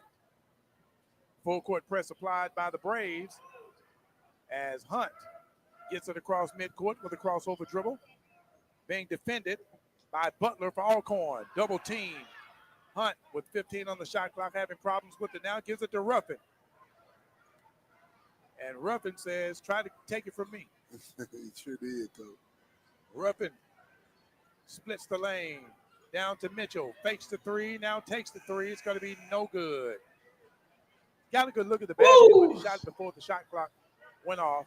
Alcorn back down court. Mitchell tried to block it, but on the right behind him was Foreman, who got it and put it in. 4-point game. They called the goaltending by this official. Here we go. We just couldn't hear it. Okay. With all of the noise. So that basket will count. 55-59, a 4-point game. Alcorn applying the press as Hunt gets it across midcourt, and he's double teamed, and the ball is taken away from him as Alcorn comes back to try to go. Why be fancy? They didn't get it. That was just a oop. That was a oop. Oops. But they did get the rebound back, and they reset the clock. They reset their offense and start from the top. So Jackson State on the defensive side, the shot's going to be missed by Alcorn, and we've got a whistle blown. Wow. And a foul is going to be on the floor. Yep. Foul is going to be assessed against Hunt. That's his first personal. And Jackson State. He should have fouled because he was beat. 15-point lead, get down to 4. You know, we talked about the turnover battle even in this men's game. Jackson State has 9. Alcorn only have 3 turnovers. In the last 4 minutes, Jackson State has turned the ball over 4 times, going into a 2 minutes and 53-second scoring drought. That's why Alcorn is back in this ball game. Didn't somebody just say that? Alcorn's at the line. Y'all talking? Williams is talking with the official. Something is not right with that team, man. I don't care what nobody say. Something is not right. Not happy at all. Shot's going to be no good from the line. Grant with a rebound for Jackson State. But still, 4 turnovers and you haven't scored in 2 minutes and 53 seconds. Come on, man. Controls it offensively for Jackson State. Ruffin and Mitchell and Alcorn's Williams knocked it out of bounds. Alcorn playing some stingy defenses. They are, Coach, especially these guards that they get. Number 3 is Davian Williams, 6-foot freshman out of Vicksburg. He has entered the ball game, and he's brought a lot of energy to this Alcorn basketball team. Mitchell had the ball stolen away from him just as he was getting it inbounds. Did he give it to him? He knocked it out of his hands. Hunt commits a foul. Mitchell was standing there. It's like he was trying to get it in, and he knocked it out of his hands. Oh, it just showed on the replay, Coach. Mitchell felt like there was going to be a violation, so he threw it and tried to hit it off of the Alcorn player. And he got the ball. 4 minutes left in the game. We got a timeout on the floor. We'll take one as well.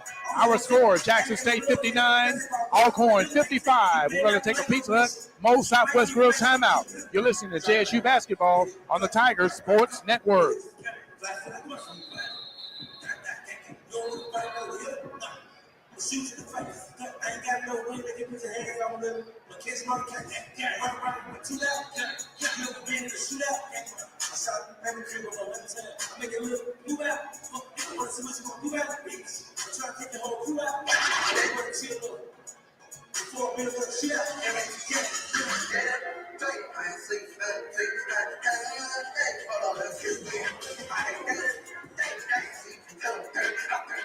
It was good to be that young in school with no bills.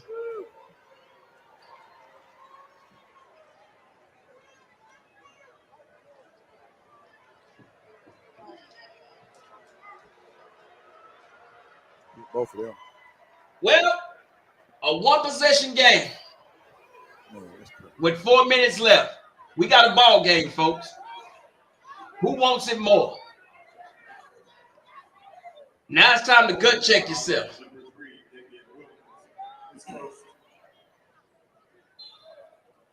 And welcome back to the Converge One Energy broadcast booth with 4:03 left in the ball game. Jackson State 59, Alcorn 57. The Braves have come to within 2 points. Down by 15. Of this game now. Hunt has it for Jackson State. Hunt goes to Ruffin. Alcorn, man-to-man defense. Low pick and roll. Kicks it over. Grant was putting it up, and he's fouled. Well, you can't blame Alcorn on that one, Coach, because Grant had missed a shot all day. You don't want him to have a free layup in that paint, so they decided to double team and foul him on that shot. We have a timeout on the floor. We'll let you know Jackson State basketball brought to you this season by Hallmark Hyundai North, located across from the Renaissance in Ridgeland, Bank Plus, the Blue Bingo Athletic Association, the JSU Tiger Fund, Bowden's Body Shop, McCullum Physical Therapy, Chambliss Premier Insurance, TCL Tax and Financial Services, Team Logic IT, Porter's Insurance, Penn Street Investments, C-Spire, Miskelly's Furniture, Cadillac of Jackson, Richard Swartz, Pizza Hut, Moe's Southwest Grill, Entergy, Converge One, Zaxby's, Blue Cross, Blue Shield of Mississippi, and Dynastics. Jackson State, at one point in this game, had a 15-point lead over the Alcorn Braves. Coach Bussey went back, discussed something with his players, came up with a plan, and now it's come to within 2. Yeah, Coach, I believe when it was 11 points, then it got down to 9. I said, Coach, we still got a ball game here. Yes. We need to be very careful with the basketball. And just like that, Alcorn has gone on an 11-0 run in the last 3 minutes, 35 seconds. And Jackson State has turned the ball over 5 times in the last 5 minutes. And that's the results of the game right now, 59-57. Jackson State leads by 2 points. Well, they say pressure busts a Tigers pipe. trying to hold on to this lead. You got to remember, if Alcorn wins this game and Jackson State loses, both of them will be 9-5 when we resume action here in the SWAC. Say again, if Jackson State loses and Alcorn wins, both will be 9-5 in the SWAC. There's a lot riding on this game. Shannon Grant has been perfect today, has not missed a shot. He's at the line shooting 2.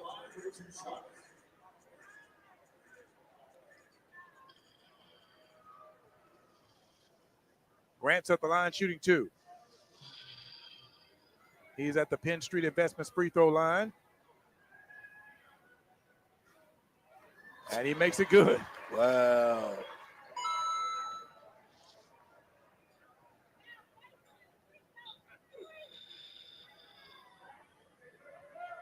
Wow. He used all of the rim on that one. Yes, he did. And he makes that one. Wow.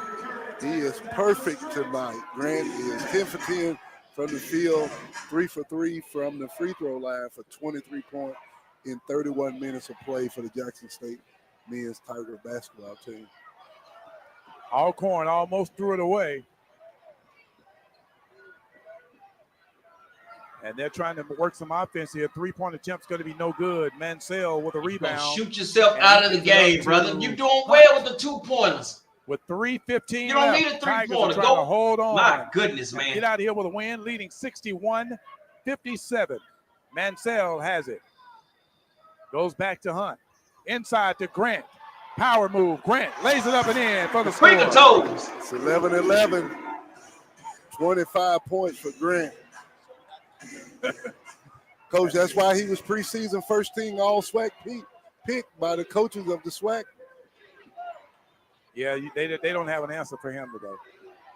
Mansell on the defensive side. Look at that. It was 2 not points. enough. See what I'm saying? Got the basket. Keep going in there with them 2, brother. 59-63. Jackson State with the lead. 2 minutes and 30 seconds remaining in regulation. And that's Tankersley's 16th point of the afternoon. Alley-oop by Shaggy. And they call him slipping. Mansell threw one down behind the Alcorn defense. Grant provided a little defensive pressure, knocked it out of bounds for Jackson State to give the Tigers an opportunity to set their defense up. Wow. It is. I see it coming. Gotcha. So Alcorn with 15 on the shot clock, trailing 59-65. 2 minutes now. 2 minutes left. Braves had it blocked by Mansell. All right, Shaggy. As McMillan holds everything up. And they're going to bring it out to Hunt, sets the offense. Come on, big man, do something. Clear it out, I'm coming through. He sure did, Coach. It went to Grant. Grant passes it back out to Hunt, fakes the three, goes in the lane. He's going to be fouled hard, but no whistle is blown. No whistle. Wow. Alcorn goes on the other end, lays it up and in for the score. That's going to be Tankersley with 1:29 left. Wow. Minute 34. And the Braves call a timeout. 65-61. I don't know about that one, man. I'm scratching my head on that one. 30-second timeout. We're going to keep it right here. I'm scratching my head on that one, man. With a 30-second timeout, if you're Coach Bussey, what are you telling your team right now? Coach, you got to be careful on the defensive end, not let the Tigers run the clock out. It's only 1:29 left, but also they got to apply some type of pressure, get some turnovers. And with Jackson State, protect the ball, protect the ball, protect the ball. Lay up some free throws from here on out. So you have nobody for either team is in foul trouble. Nobody's in foul trouble. Nobody. It's been a well officiated game, Coach. I don't know about that now. Earlier, Alcorn only has taken 8 free throw shots, and Jackson State has only shot 9.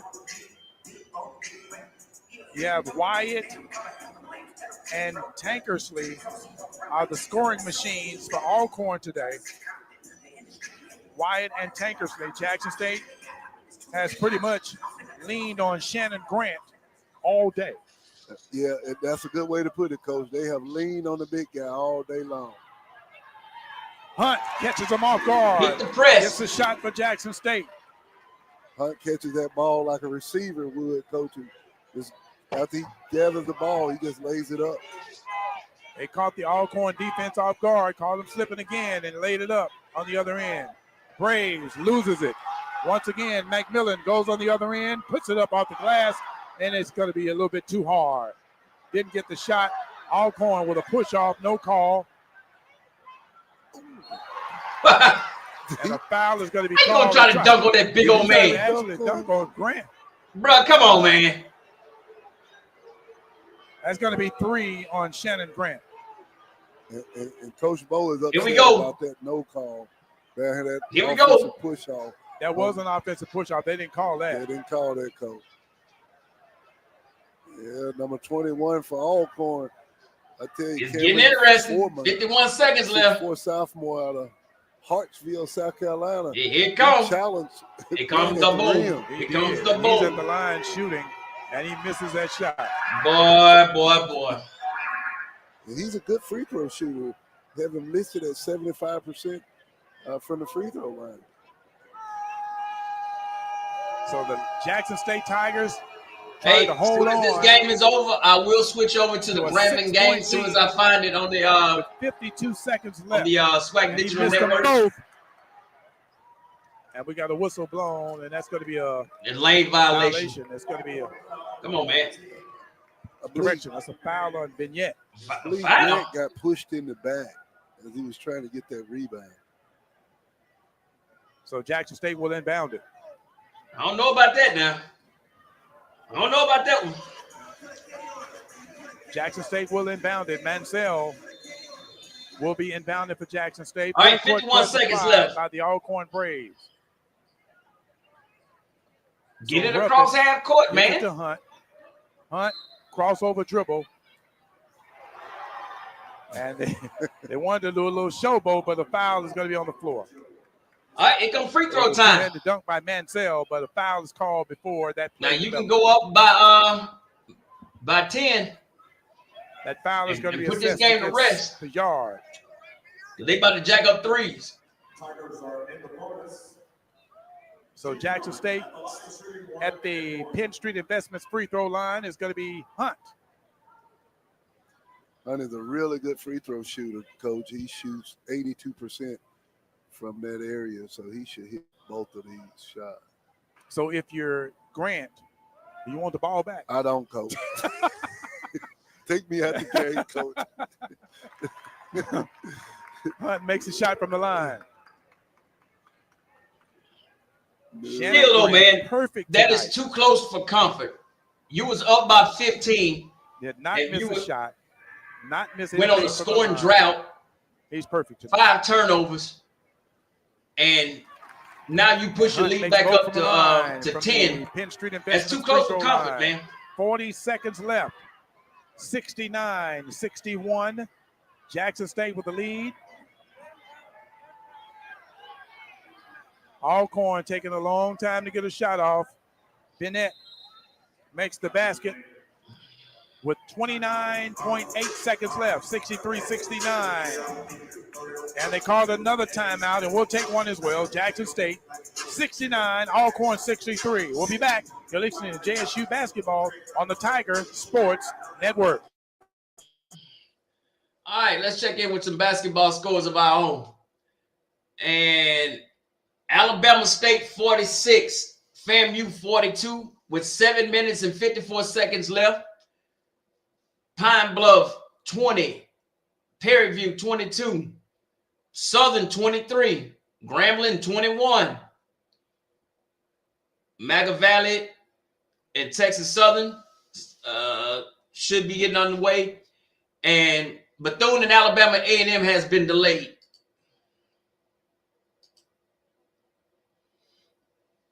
And so, hey, that's not me with the volume. That's SWAC Digital. But after this game, we will go to the Southern and Grambling. This one too Grambling hard. game. Like it's They going to be a made this good one. game too hard. Yeah, they really. But I did pick Grambling to upset Southern in this game. I may be wrong, but I did. Hey, I'm standing on my prediction.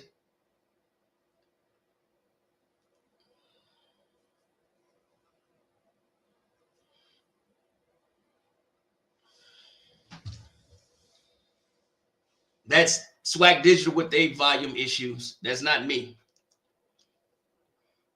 Them dudes be talking on Jackson hot State mics. with the basketball. They're inbounding it on the other end of the court. Alcorn has a full court press. They're going to try to get Jackson State to cough it up. Down court pass to Mansell, caught it like a receiver, and he holds it up right here. Ruffin. Let's see, we got a whistle blown. It's going to be a foul. Ruffin is going to go to the line. Wrong person to foul. It's exactly who Jackson State wants on the line. I'm about to say, exactly you don't want to foul this guy. Pretty good free throw shooter. So Ruffin will be at the line. Butler commits his first one. So Deshaun Ruffin will go to the Penn Street Investments free throw line, where he shoots 84%. And he makes that one. That's 9 points for Ruffin, 3 of 3 from the three-point strike, and 9 rebounds. He's almost at a double-double, Coach. Yes. Ruffin's second shot coming up.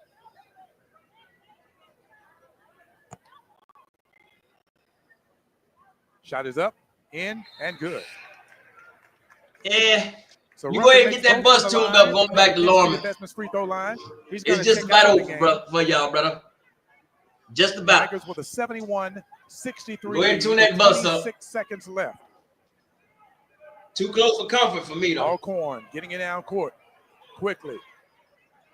Jackson State with the defense. Alcorn going inside.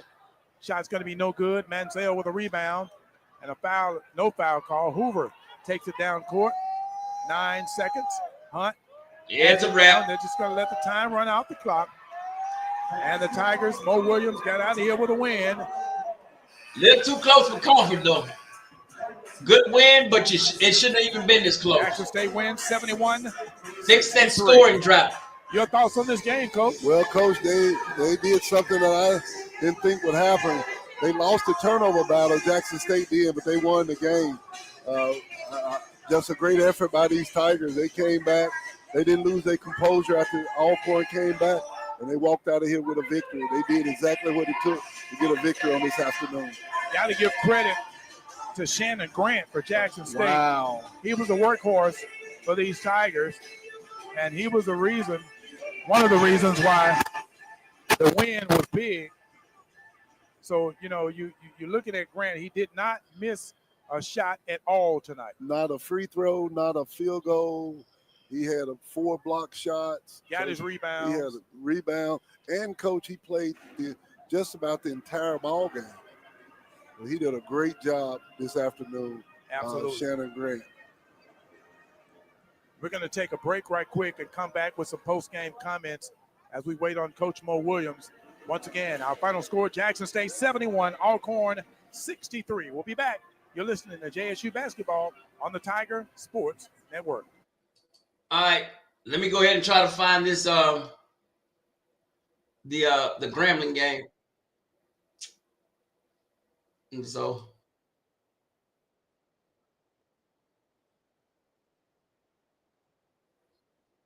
there we go.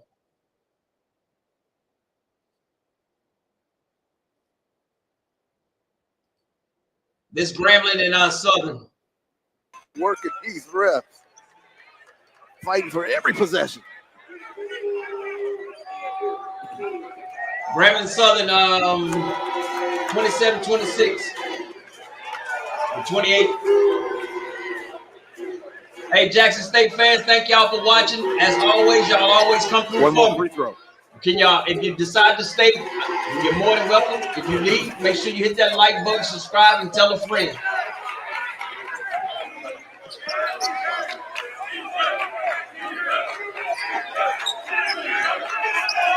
talked about Southern from the free throw line now, 5 of 6 thus far in this game.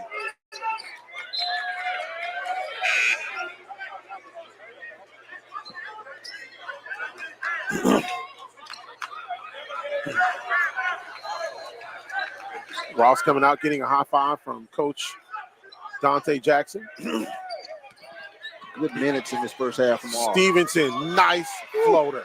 Nice. Stevenson's starting to get in the flow now.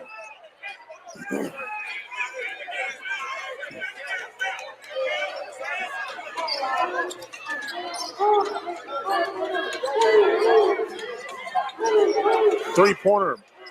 And Bori with a 3-point bucket from way downtown. Gives Southern a 4-point lead. Jaguars 60% behind the arc, 6 of 10 thus far.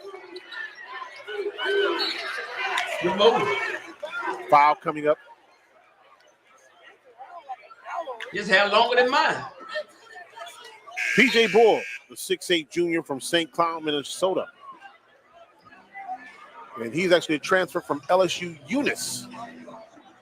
We'll take this timeout. Grambling. Southern, 4-point deficit for the Tigers. Back after this. All right, hey, that's the first. We're in the first half, and it's as you see, Southern has a 4-point lead. All right, the final: Jackson State 69, Alcorn. A little too close for comfort for me, but it's all good, man. Alabama State and FAMU. Hold on, I got to refresh that because I know the scores has not the same.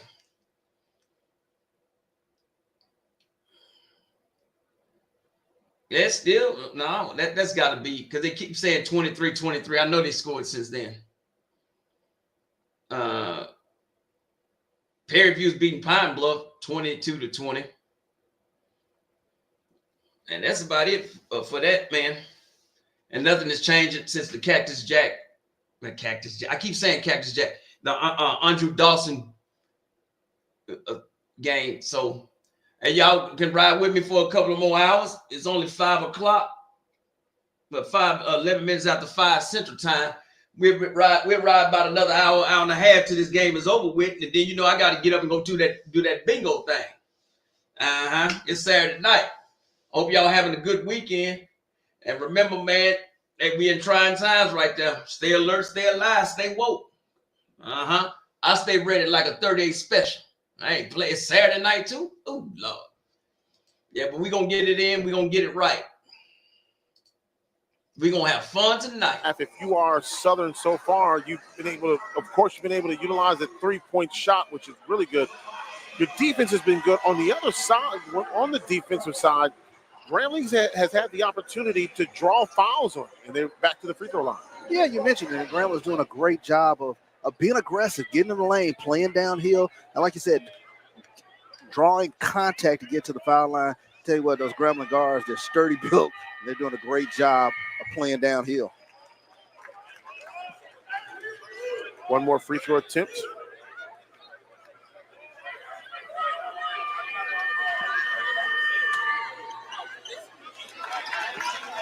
Looking good.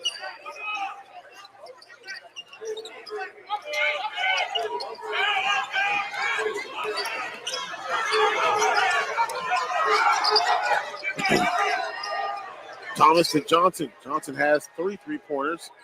Can't hit this shot. Ball tipped up. No. Work on that mid-range game, bro. Floor now. Newton fighting for the basketball, and it's going to be a kickball. It'll be Southern University basketball because of the kickball. Yes, indeed. Just bodies all over the place, fighting for possession. Great job by both teams showing all-out hustle.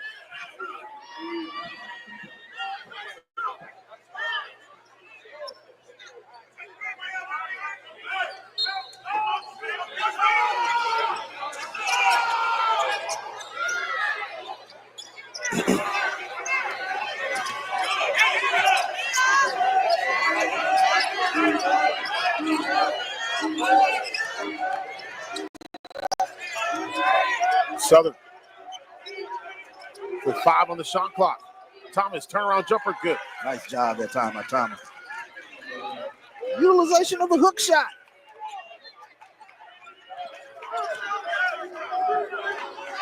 Back to a 4-point lead.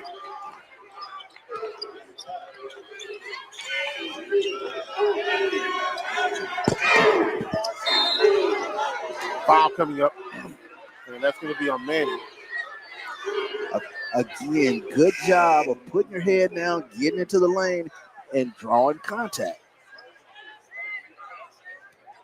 Hutchinson will come back into the game, replacing James Flippin, who gets a high five from Coach Dante Jackson. Of course, Flippin, one of those kids that came from Milwaukee, went to Rufus King High School, which they had produced some really good basketball players. Calvin Rayford, who eventually went to Kansas when he graduated from Milwaukee King, 1991, was Mr. Wisconsin basketball.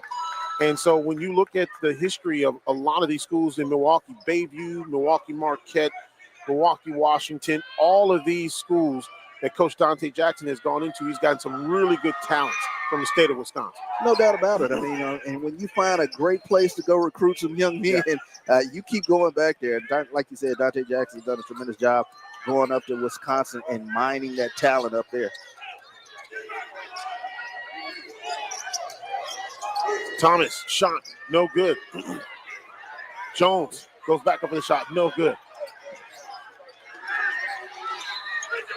Newton loses the ball, but it goes off of Southern and it comes back to Grambling. You know, the other philosophy that Coach Jackson spoke about is also making sure that he recruits the state of Louisiana. Sibo Newton is a prime example from Simsboro. And, you know, he really wants to give those young men the opportunity to come and play where their families can watch them play basketball. It's the same type of philosophy that you see with a lot of these coaches. You know, Coach Johnson is the same way. He wants to recruit the state so more of their families can come out and see games in Baton Rouge. Absolutely. You can tell by the fans that have come out tonight. I mean, really appreciative of both of these programs. Like I said, mining the talent here in Louisiana, a lot of tremendous talent in this state. Hey, you got 2 minutes till halftime. Sort of pack the arena like go you back, have tonight. You're doing a great at halftime, job. I'm going to go back to the absolutely Legacy Bowl. And we're going to watch the Legacy Bowl PJ for Eason getting ready halftime. to go to the free throw line for the Grambling welcome Tigers. to stay in.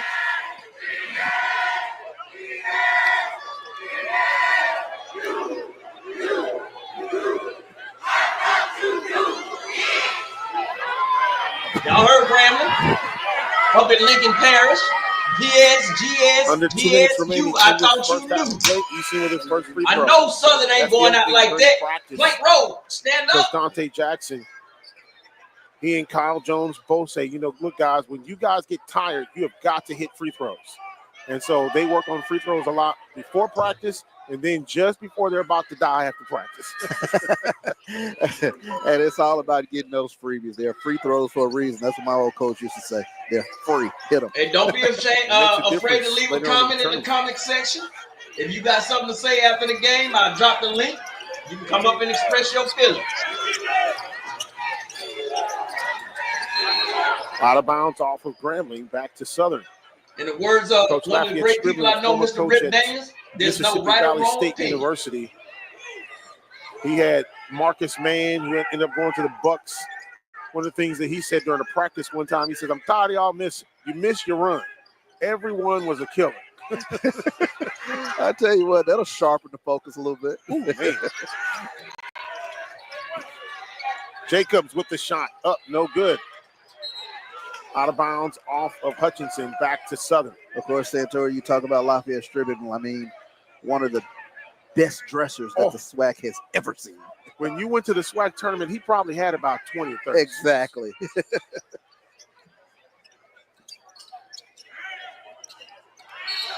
That's going to be a foul on Hutchinson. That's a good block. Good blocking when call, we went down to the say. tournament, and this is before the league expanded into 12 teams. It was just 8 teams at that point in time. You know, when he came, he had a box for all. He had boxes for hats. Then he had his suits. He might wear one suit to the arena to watch games and come back and have another suit getting ready to play or, you know, have his own game. He might have 2-3 suits that you might see a day.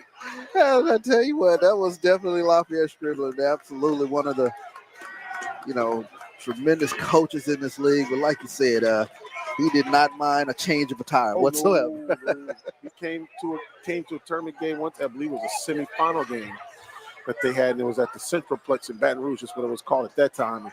Came with a red suit and a red hat, red shoes and red ribbed socks. Can't beat that, man. I tell you, Coach Strill. 3-point game.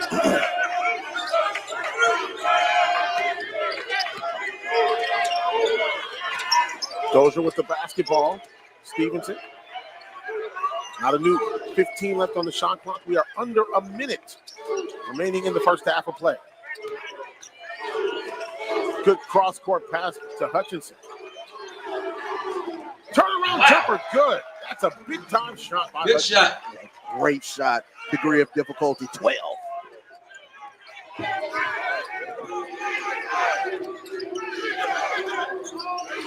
Manning, yes. Little Manning with a little kick. That's a shot, man.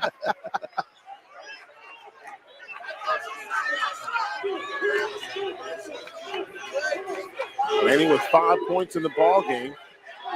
Johnson, the leading scorer for the Jaguars, with 12. Stevenson, the leading scorer for Grambling, with 7. That's he's tied with Newton, who also has 7. Good move. Nice. Great bucket by Stevenson. Good move. High screen and roll with the Euro. 3-pointer on the way, no good to end the first half. 1 point ball game between Grambling and Southern. Southern with the edge going into the locker room. 38-37. An exciting into the first half of play as these two teams have really made things great for these fans. Absolutely. I tell you what, I'm looking forward to this second half. Both of these teams giving all-out effort here in the first. We'll take this time out. We're at halftime here at the Frederick C. Homedy Assembly Center. Back after this.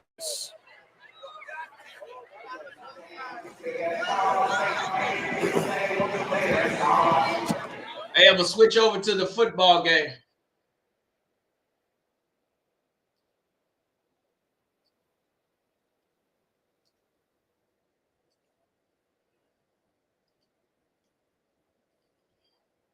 I will go back to the basketball game. Playing in that Big South Ohio Valley. Yep. Won the conference. As the old folks say, the basketball. They that win total since it's the HBCU Legacy Bowl. Eddie George and Draylon Ellis had something going this year. They certainly did. Ellis really grew up big time this last season there. Remember, freshman of the year with Austin P. in his first year in the Ohio Valley. With the hand up to Byers, he gets stacked up. Get big hits going on. We can hear them all the way up here in the booth. Byers a little bit short. They tried to get the push, yeah. This is 4th and 1, Charles. Guys, he ran through the first one. That was Rico Dozier, number 0. 2-time All-SWAC, transfer from Arkansas Pine Bluff, 2024 All-American HBCU. And he was All-SWAC at Arkansas Pine Bluff, All-SWAC here at Albany State, and he popped him, and Byers went right through. He's a tough tackle, as coaches like to say. 4th and 1. Team Gator lining up in the shotgun here. Draylon Ellis saying, we're not going under center and sneaking it. We don't need to because we've got this guy, Jada Byers, follows his tight end, number 9, Keyshawn Toney, for a big run for the first down. I will say this about Jada Byers. His patience and timing as a running back is impeccable. There you see a little pause on a delay before he gets behind the guard and the tackle on this simple counter. Gets downhill. The timing. And when you have someone who has that timing at his stature, 5'7", 185, you can't see him. And when you see him, he's up on you. Yeah. And then he's quick as a hiccup. Then you got to deal with it. Darius Fox, 52, was the guard that pulled and led. And Steve, as you noted, number 9, Keyshawn Toney, the tight end coming in behind him, and he followed both of them for the gain. Ellis, again, fakes the handoff, looking deep downfield, lets it go. Oh, nice. Gets it to his teammate again. That's Jalal Dean. They have got the combination going. And, guys, it's there. Draylon Ellis has got this team moving. Every series he has been in there, he's got a feel for things. What do you think about the timing here, Bucky? Because I think his timing's terrific. The timing is terrific. And you talk about this is a difficult route because it's almost like a corner's pivot back, and he delivers it right on the shoulder. But He threw him away from traffic. Yep. When you get the upper levels, they tell you, wide receivers, a quarterback is going to throw you away from trouble. Go with the ball. And on that throw, perfect, let him away from the defender. And trouble was lurking. The All-American James Burgess was sitting on his hip. All right, 1st and goal from the 10. Ellis still in shotgun. Byers offset. Escaping traffic. Getting it out of bounds. Living to see another day. Wise play. And Bucky, we talk about Jada Byers and the things he's done. Watch this. We should see this play again. He lines up in pass pro. This is a little guy, but he's got a lot of toughness to try to keep players off his quarterback. He absolutely has a lot of toughness. We talk about it. And look at this, guys, as well. All right, Stack you see formation. the double stack. All right, you got the reason I bring this up, we always pay homage to those who came before us. Yep. That's the valid. gunslinger, Archie There it is. Cooley. Thank you. That's valid formation. And they would run Everybody a know triple that. stack and then put Jerry Rice by himself because then it had to be one-on-one coverage. Oh, that's the problem. And good luck. Ellis to get plenty of time. Now he's got some pressure. Flag down on the field as Ellis escapes. Ooh, nice dart. Gets the ball again to Jalal Dean in the end zone, but a flag is down. Happened on the scramble.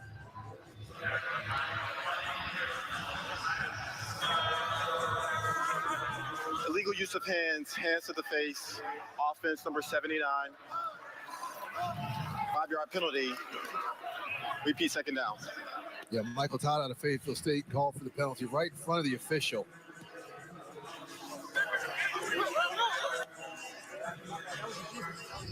Well, he got his money's worth out of it right there. But Traylon Ellis rips this ball. Man. Correction, the foul was on the defense. That penalty is declined. Oh, touchdown. Wow. Whoa. They call it like the SWAC officials.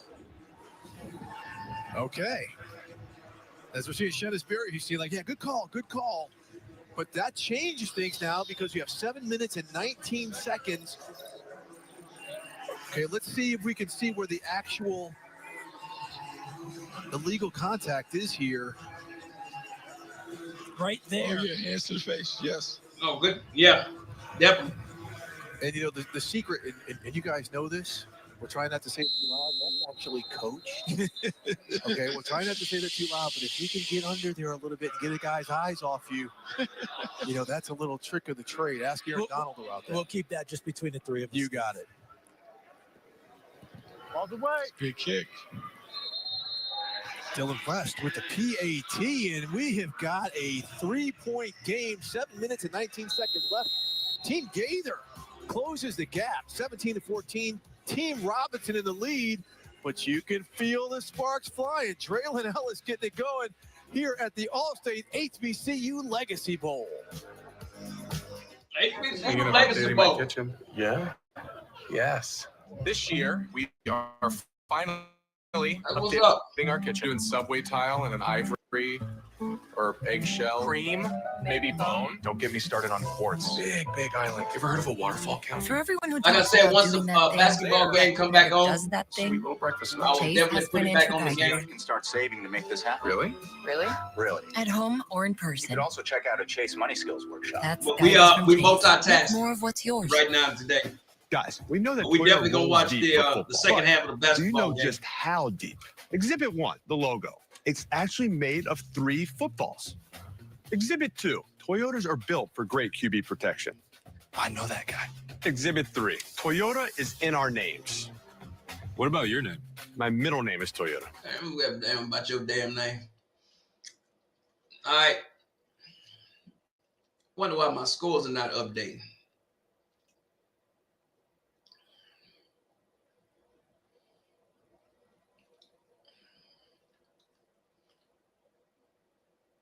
Now they saying Texas Southern and Maga Valley basketball game is delayed. But Arkansas Pine Bluff is 32. Prairie View 31. Bethune-Cookman and Alabama A&M finally got off and started. It's 16-16 in the first half with 9:23 left. 25 seconds left. 57 FAMU, 58 Alabama State. Wow. So Game very important. FAMU has to win that game to stay in second place. If not, they move back into a tie with Jackson. No, Jackson will actually have a game above them. Now, if FAMU and Jackson State end up with the same record, FAMU wins on tiebreakers.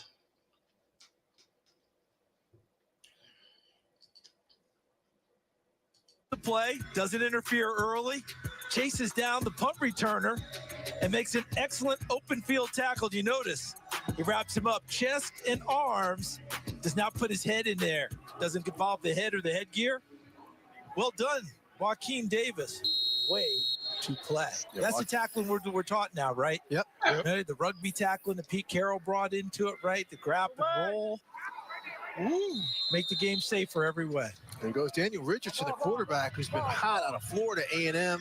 Connects with Shamar Savage, but that was almost picked off by number 20, Decius. Yeah, great break on the throw. Almost had a chance to take that one back.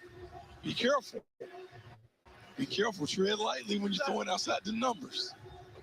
About 6 minutes and 50 seconds left in the game. Team Robinson up 17-14.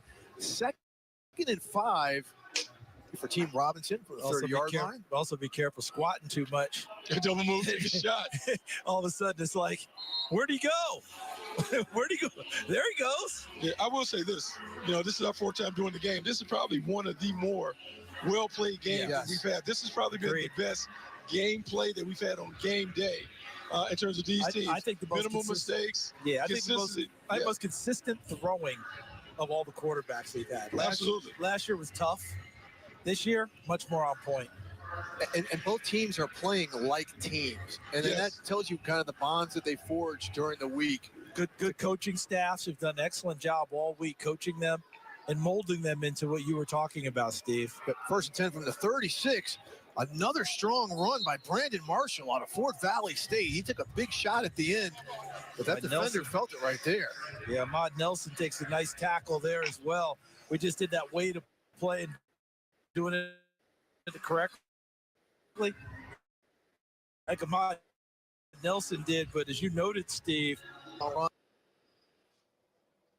second and 6, and you're seeing Team Robinson milk the clock now, going much deeper into the play clock. Look, they're still in the huddle with 15 seconds left on the play clock. Even in an all-star game, everybody wants to win. Everybody wants to win. And so we talked about these coaches and how well this has been. You talk about some of the best coaches in the HBCUs, really some of the best coaches in the country being able to put together a nice product. Remember what Mike Yam said, all of them earn their way here by winning their conference championships. Marshall there, he gets stacked up. All right, now let's send it down to the sideline and our Mike Yam. Well, Steve, you see Daniel Richardson, who's in that quarterback. I had a conversation this week with Bucky Brooks about when he was a scout, some of the things that he looked for. He told me well-rounded players, and Buck, you'll love this. Daniel's a music guy, and not just I like music. This dude is, see if there's a call here. Oh, here we go. This guy's an absolute monster. He's a DJ. Everything from pep rallies to picnics, baby showers, birthday parties, weddings. His DJ name is DJ D Rich. I said, hey, what do you want to do when your playing days are done? Here's where it gets a little funky. He actually wants to be a funeral director. He said, I've been working at funeral homes. I can't embalm yet because I'm not licensed, but one day I want to be. So, Buck, to me, that's well-rounded. Well, that is well run. I like the versatility. Just being able to do things on and off the field. Man, what kind of crazy shit that is? And this is a great. Who the hell wants to say they want to work at the funeral home? Second line. Man, get your weird ass out of here. Yes. And you recognize the glory. So well done right here. So you can lay them down and then. Nice touch. Big time completion. Oh, they having a step show at the nice game on a Florida A&M. At the Grambling game. Guys, Daniel Richardson. I'm watching on the other screen. Really. Yeah, they having the Divine Nine. They stroll. Everybody stroll. Go ahead, Delphus. I see a lot of times we see quarterbacks trying to fire a fastball. It's not required. Puts it on him, allows his receiver to run after the catch. Those are the little things, the subtleties of playing the position that you look for as an evaluator. All right, 1st and 10 on the 46. And as you guys are talking, this is the coach is going to talk a little junk here too, because there's definitely some gamesmanship going on.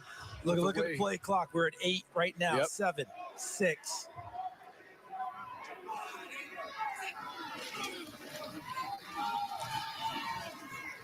Number 9, Walter Willimon with another physical run, and they're putting in their power backs. They're putting in the guys who can really deliver some heat to and milk the clock.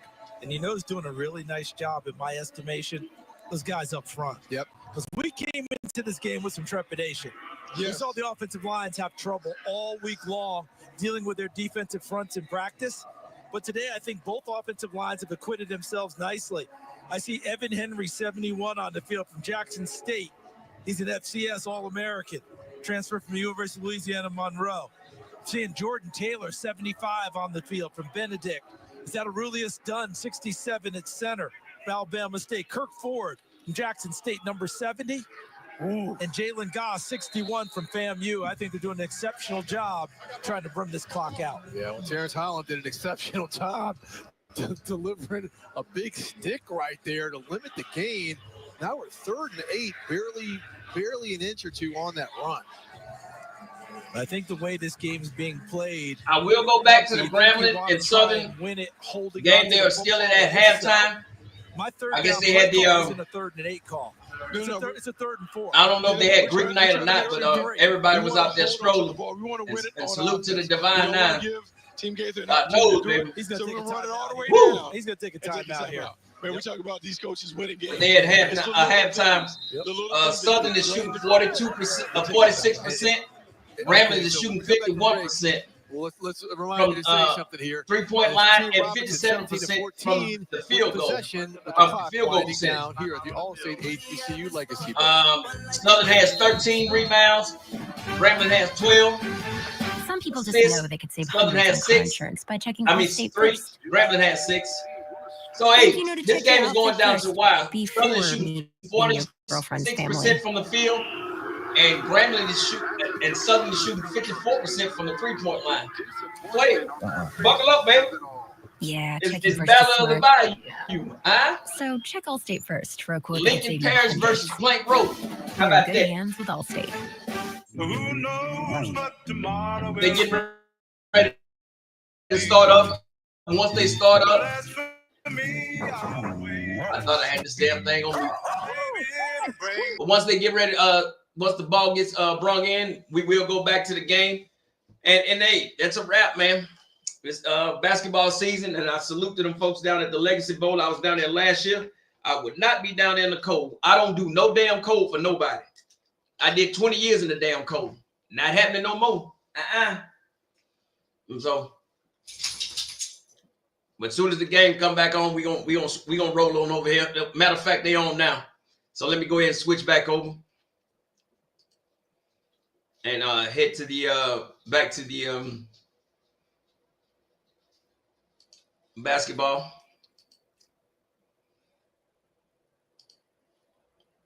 6 turnovers apiece, but I mean, it's been a clean game thus far, and I'm looking forward to the second half. Who's going to be able to kind of make those plays down the stretch, winning basketball plays? Southern's been able to do it all season thus far. It'll be interesting to see what happens here in the second half. Grambling State University will get the ball to start the second half of this ball game, and how early is it for them to set the tone early?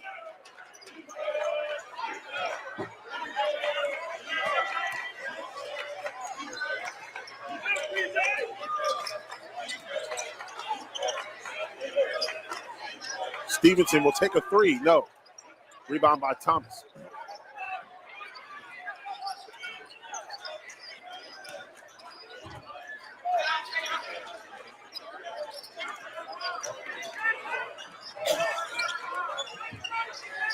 Here, turnover. Great defense by Stevenson. A good, tough defense by Stevenson. 10 on the shot clock. Jones driving the paint. And Dozier with the rebound.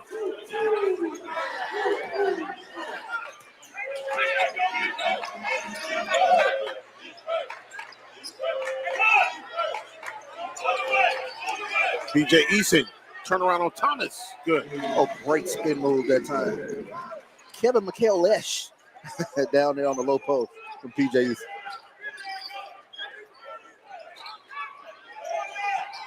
During halftime, I was getting text about Lafayette scribbling some of the favorite suits that people used to see him in black suits, red suits. He had a canary yellow one too. Oh yes, he did. Yeah, you better believe he had a canary yellow one.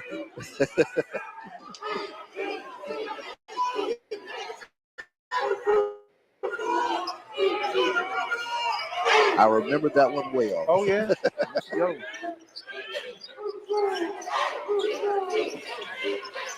Steal by Eason. Up to Stevenson. Not only on him. Good reverse layup. That time. Yes, Stevenson will reverse English off the glass for the layup. Good hard defense from Grambling. Grambling with a 3-point lead.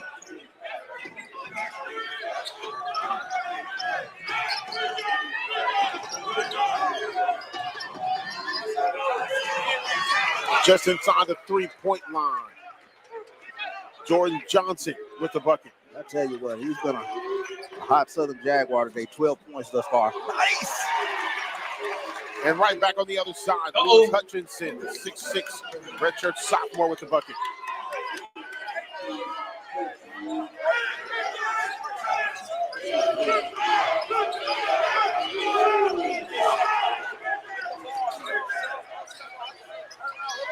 Shot up and no good by Jones. And here comes Grambling.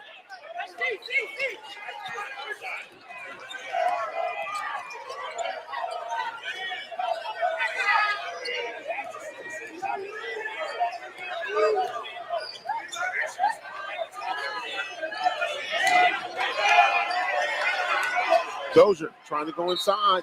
Nothing there. They're doing damn WWE moves. Looking for a foul on that one, and finally one was called. I'm about to say, man, y'all doing WWE out there. His chest right in the defender and was forward march, was able to draw the foul. So Mikael Stevenson will inbound the basketball. He leads the team in scoring right now. He has 11 points.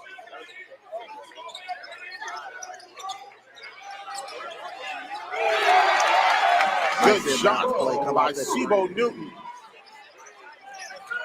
Well, you see Coach Jackson is getting hyped. Absolutely.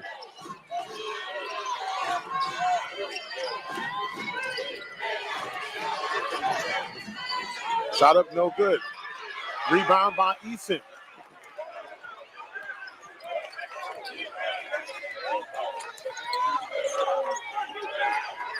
Great defense played by Southern.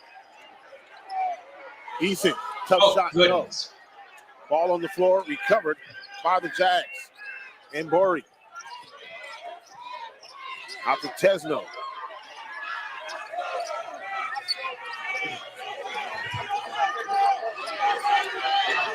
$15 on the shot clock.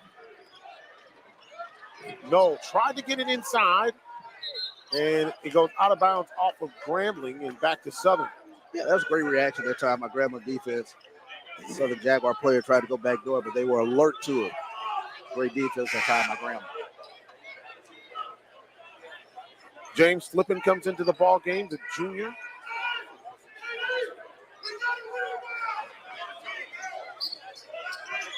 For a lot of leaning on the inside. Absolutely. Three-pointer on the way. Good. Boy, that was a tough three-pointer by Michael Jacobs, the junior from Atlanta. Yeah, just a great job that time by Jacobs. Both of these teams, mano on the offensive end.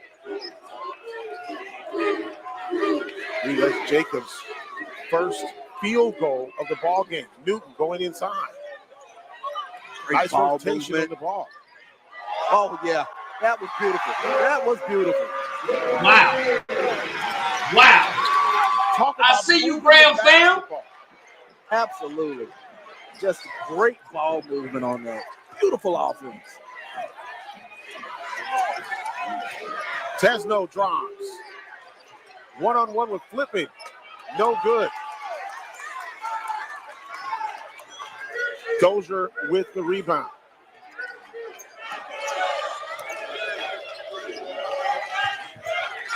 Dozier leads the team in scoring, averaging almost 12 points a ball game. Three-pointer, no good by Sibo Newton.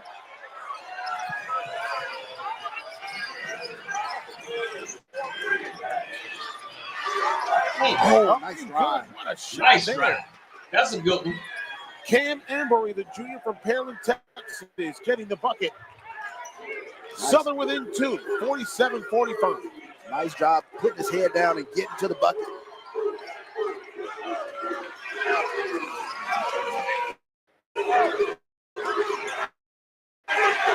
Stevenson tried to fit in Amory.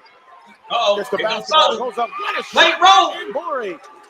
Mike Rowe. That was a tremendous shot because he was contested I've all seen the you way. play The Rowe. whole way, like you said, contested the entire way to the rim. 2 back-to-back buckets for the young man. And we have a tie ball game.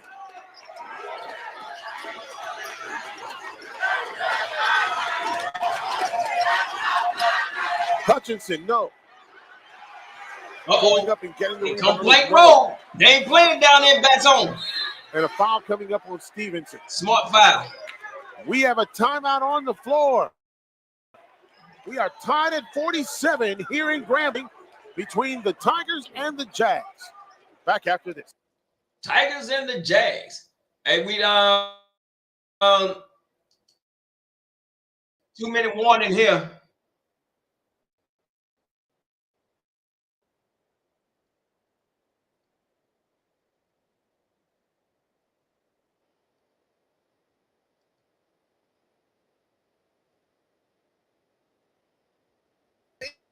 At the campus of Tulane University.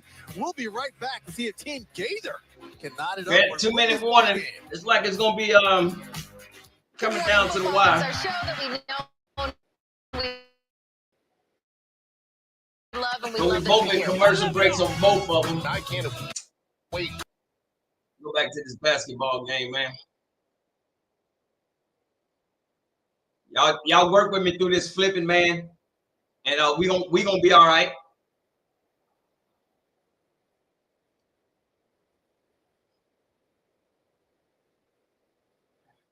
But scores from around the league, man. Both of the games that we're trying to watch are in halftime. And I would take it back to the football game. But Alabama A&M 28, Bethune-Cookman 29 with 2 minutes and 23 seconds left in the first half. With second half underway, Pine Bluff 36, Perry View 40. The game we watching, Grambling 37, Southern 38. Maga Valley and Texas Southern is delayed. Scores from earlier, Alcorn falls to Jackson State 63-71. And an upset, Alabama State 60, FAMU 59.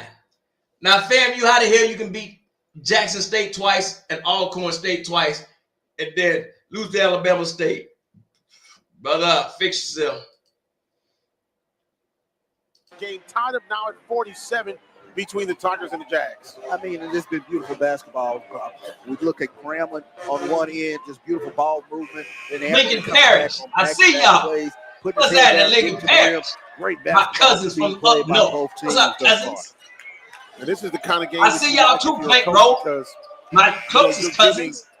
You know you're playing. Now they're on Interstate 10 and 12. I see you, cousins. Through their mistakes, they're playing with intensity. And that's huge. Like you said, playing with intensity, playing with maximum effort.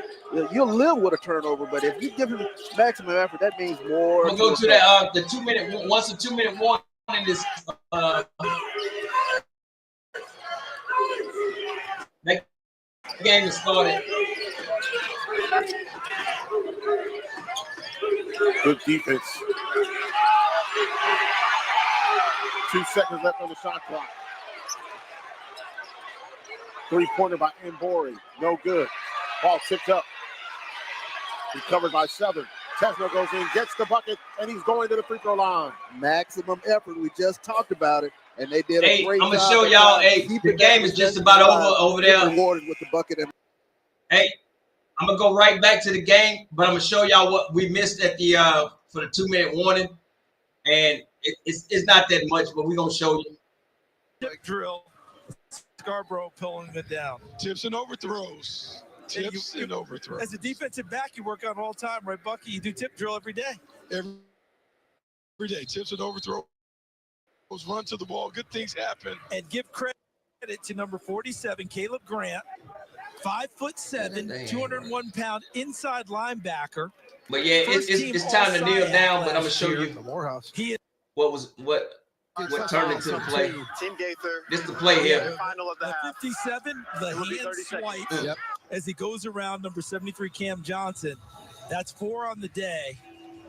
I'm not much of an engraver, but you can go ahead and fire up the tool. I don't know why the volume went out, but Team Gator just used its final timeout with 1 minute and 39 seconds left as well. That was a sack, and then he's going to throw the ball away on the next play, if I'm not mistaken.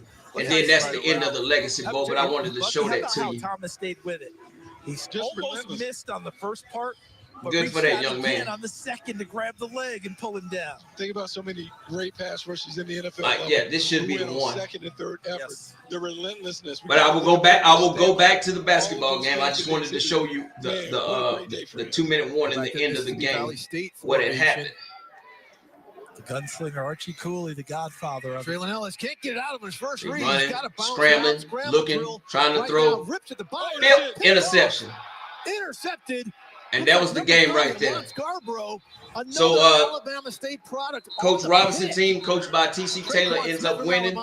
Gave the team the preaching Q-Dog loses again. But yeah, that's a good interception for that young man. And salute to all those players that played into the HBC Legacy Bowl. If you can't make it to the NFL, I hope you make it to some league. If not, make sure you get that damn college degree, brother. Trust me, your college degree gonna last way longer than your NFL career or any career. So let's get that straight. Running, scrambling, throw across his body. He threw back across his body, hit the receiver. The receiver had butterfingers, and then young brother said they had the interception. Tips and overthrows. Now that's the end of the Legacy Bowl. Watch. Throw across his body, hit the receiver in his hands. He had butterfingers. Then young brother sat there and caught them. Salute to him. Salute to all y'all, man. And I hope y'all enjoy my sit. I ain't gonna lie. That's it. Flip. Now let's get back to the basketball game, man.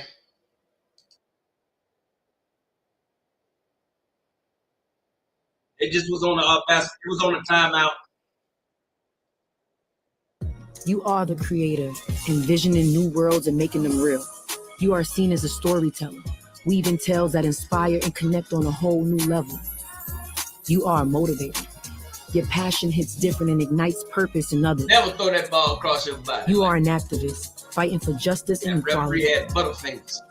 You are a change maker, and the future is yours. Be bold, drive change. All right, back to Grambling and Southern. Back here in Grambling, Southern up by 4, just under 13 minutes remaining here in the ball game.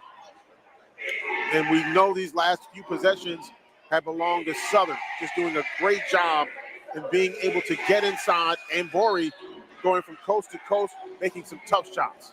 Cam Ambori has done a tremendous job, like you mentioned, making some tough shots. Look at him up in Lincoln Parish. Getting to the rim. Now they got nothing to go to in the damn. Tremendous to look at this action going back and forth between Lincoln Parish. both teams. Go ahead on, Best 2 cousins. minutes have belonged to Cam Ambori.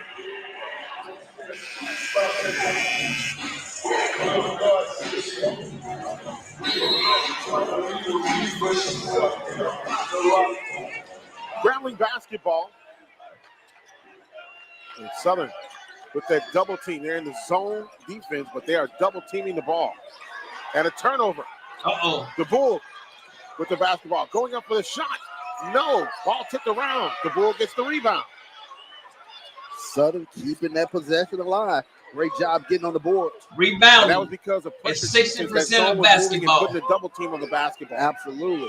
I say again, rebounding is 60% of the basketball game.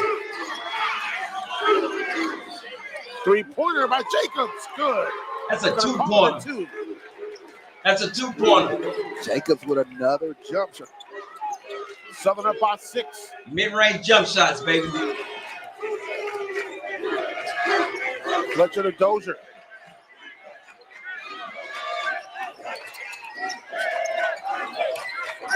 Grambling, you got to score here, man. Dozier takes the 3. Oh, man. Flushes it. Got to score. There you go.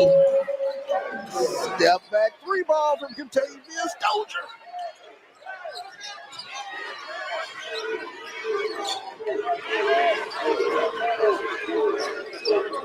Southern up by 3 with the basketball.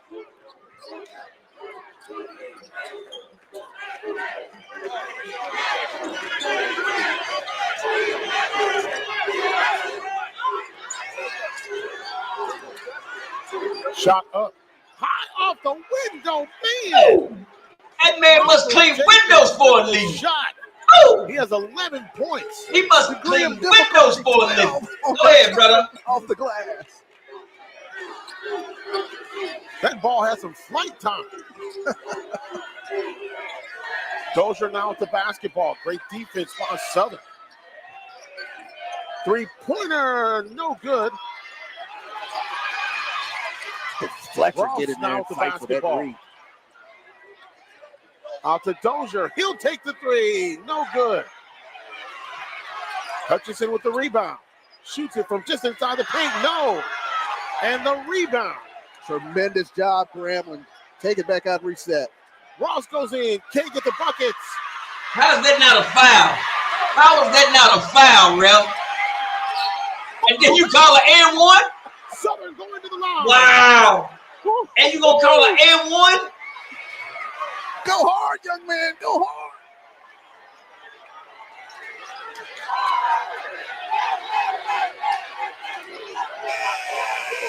Fletcher comes out of the game. Stevenson comes in. Sebo Newton comes in. And the wholesale changes for Southern except for Ambori. And Coach Dante Jackson not happy. On the other end, he felt like Grambling got fouled. They don't feel like it. They were fouled. The other end, and Ambori, man, has he been valuable. I mean, he has had a tremendous second half. I mean, taking it hard to the rim. And I mean, the poise, the balance, the stick-to-itiveness. That's definitely a foul. Get the I'm not hooping hard. disputing that. And there's a timeout on the floor. 10-20 remaining in the ball game. Southern up by 7. Back after this.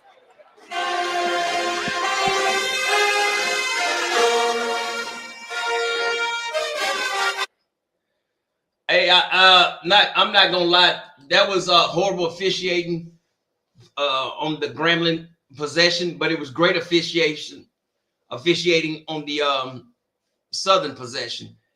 We gotta tighten up, man. We gotta tighten up. That's all I'm about to say, man. You only got a few more games left, and if I'm not mistaken, if Southern win this game, there's no way possible anybody else could actually win the regular season title. I think it's this game or maybe this game or the next game. But it's pretty much theirs for the regular season. And they've been playing the best SWAC basketball in conference play as of today. Jackson State did give them, I think, the best game they've seen. Now, they did lose a game, but the game between Jackson State, because they was whooping Jackson State pretty good. But I was actually at that game in Baton Rouge, and Jackson State came back and took that game into overtime, and Southern ended up winning. So I still think that was the best basketball game of the SWAC season, even though Southern has lost a game and Jackson State has lost 4 games. But that game between Jackson State and Southern, and so if they ever meet in the tournament, it's going to be hell. I can tell you that, man. I can't wait. Campus of Grambling State University, Southern University with a 7-point lead with about 10 minutes and some change remaining here in the ball game. And Mbori is going to the line to shoot a free throw to try to complete a 3-point play and extend this to an 8-point lead. And I tell you what, Southern has really done a great job of going coast to coast and drawing the foul. I mean, Cam Ambori, I mean, he has been tough with the basketball in his hands, going for his 12-point missed free throw. But, I mean, I tell you what, going hard to the rim. That's what you want to see from a young man like that. I mean, he has been a spark plug for them here in this second half. Wow. Whatever, man. It's going to be a foul against Southern. Grambling will get the ball back. Still a 7-point lead. And we'll get back to the SWAC Digital Network television schedule here in just a minute. Sebo Newton to Stevenson.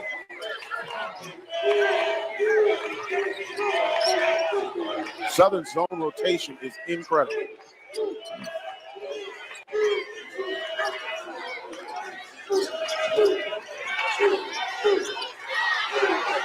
No call on the foul there, and Southern comes to the back with the basketball.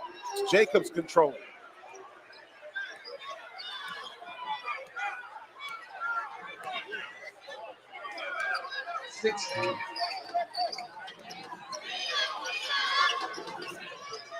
Thomas to Jones. 10 on the shot clock. Jacobs, shot, no good. Rebound by P.J. Eason. Sebo going up for the shot, no good, but a foul coming up. Now, great job that time by Nudie. That time he put his head down and got to the rim, picks up the foul. This is great penetration there by Sebo Newton, drawing the foul. That's what Southern's been doing on the Exactly.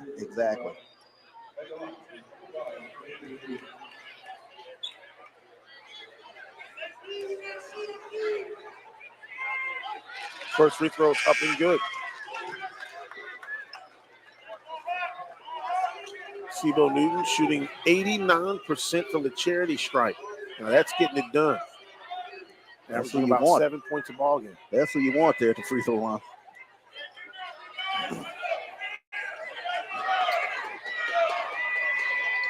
Shot up and good. You see that damn cheerleader do that damn toe touch? One of the cheerleaders accidentally got hit by the basketball. Man, brother. Man, how you, man, hell no. Cheerleaders back just to take. Yo, That's something you never Hey, we were within our area.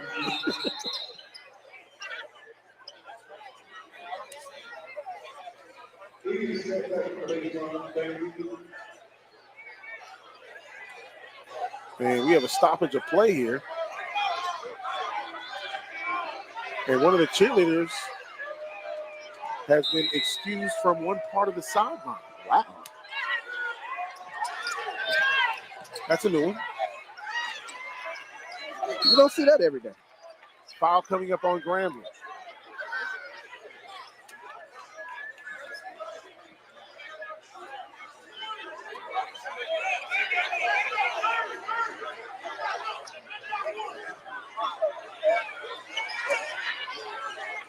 I've seen players, coaches thrown out of the ball game, but not a cheerleader. Maybe he was just sit to the other side. Yes, indeed. Nice block. Goes out of bounds. It'll be Southern basketball. 5-point lead for Southern. 5-point lead for Southern. I tell you what, Sam, we got a dotty brick on our hands. Still got 9 minutes left, man, so this is anybody's ball game, brother. It's one of those games you need medicine. Hey, y'all come on in. Y'all Yes, please indeed. hit the like button. Graham fam and SU fans. You know what I say? And Boyd Lincoln loses the Parish ball. versus Plank Road. P.J. Eason picks it up. Great active hands that time for the Grambling defense.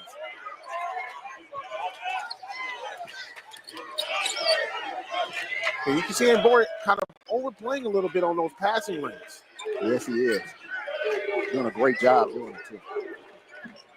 Three-pointer on the way by McDonald. No. And then Boyd with the rebound.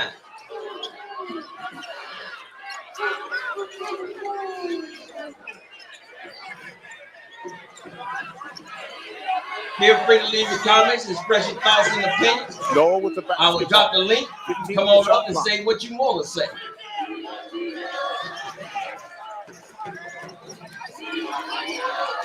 You notice Southern playing a little bit of ISO.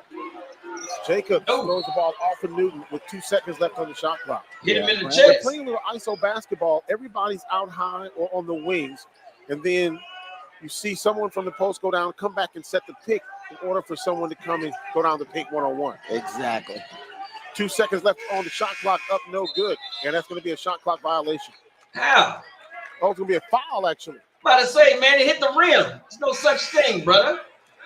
Man, come on, I brother. looked over there on Dante Jackson's face. That said it all.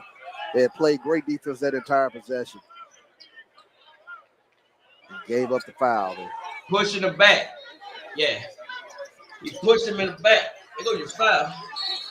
And I'll call another foul. This one. Oh, god damn. On Southern, I believe. They remedial over there. Nope, it's going to be on Southern.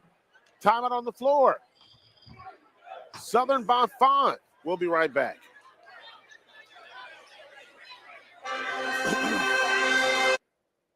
Hey, this game gonna go down to the wire like that Jackson State game, man. But anyway, halftime, Bethune-Cookman 37, Alabama A&M 35. Second quarter, 8:19 left. Pine Bluff 58, Perry View 53. Excuse me. Maga Valley and Texas Southern is still delayed. Earlier today, Alcorn was defeated by Big Brother, Jackson State, 63-71. FAMU, after they back-to-back defeat of Alcorn and Jackson State, they end up losing to Alabama State. All good things must come to an end. Boys and men said it best. We must come to the end of the road. But anyway, they lost 59-60. So that moves them into Jackson State moves back into second place in the SWAC. Followed by preceded by Southern that's in first place.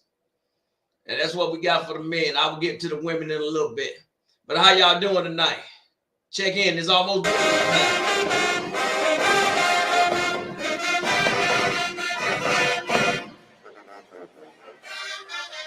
And the backstab was about OJ. The Assembly Center. Let's take a look at I know that song. Players of the week in the backstab. Athletic Conference.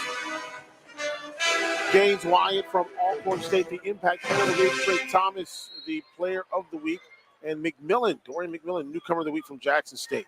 Yeah, I've had an opportunity to watch Trey Thomas. I mean, he's one of the better guards in this league. One of those guys that when he puts his head down and gets in the lane, he causes all sorts of havoc. Tremendous player for Bethune-Cookman. Boy, McMillan, he has been an impact player for that Jackson State University team. Absolutely. And I tell you, McMillan's had some games when he's coming off that screen and he sees that three ball. He goes up with it. He's had a tremendous year for the Jackson State Tigers and has them right in the thick of things in terms of where they are in the SWAC race. And Borey with the basketball right now for Southern University. Under 8 minutes remaining in the ballgame. Southern looking to extend this lead.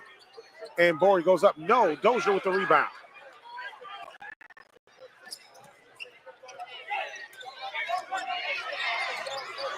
Dozier for 3. No. Dozier had a good look that time. Damari Jones went up high for that rebound and did a great job of blocking out Johnson on the other side. Good. 3-point bucket. Johnson. Southern is starting to heat up. Paint roll. Gramble's got to figure out how to get a hand out there on Johnson. He is 4 for 4 from behind the arc.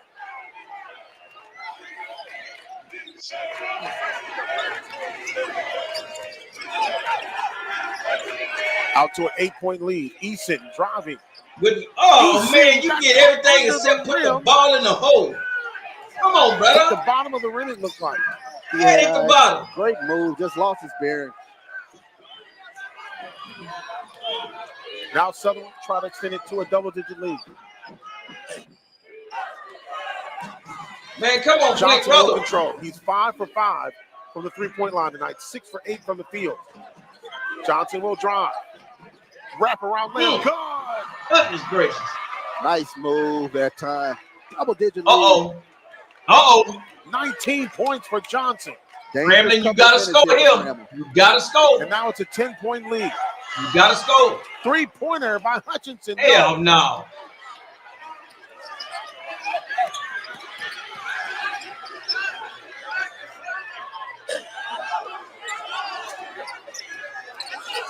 It's that point of the ball game where if you are Southern, you're trying to stretch it out here. And if you're Grambling, you want to stop the bleeding because now it is a 10-point lead. Absolutely. Man, get you a couple of 2 points and some turnovers. You'll be all right, brother. 5. And Borey. Not a Johnson. Another 3-pointer. Oh, what a shot by Johnson. 6 for 6 from long distance. Blake Rose showing out. Johnson just kind of looked over. He thanked the kind rim on that one. Wow. Boy, he shot that from Plank Road. Is having 22 points. He is now 6 for 6 from long distance. He's got a heck of a long distance build in this game. He's on fire. Timeout. When we come back, more from Grambling. Back at Man, them boys from Plank Road ain't playing. Now, I'm not going to lie to you. And I say it again. I can type it in the chat if you want me to type it. I said that Gatorade, the world's most. Let me turn it down so you can hear me. I said it again. I said Grambling was going to upset Southern. Was I wrong? I was dead wrong. I predicted Grambling to win this game.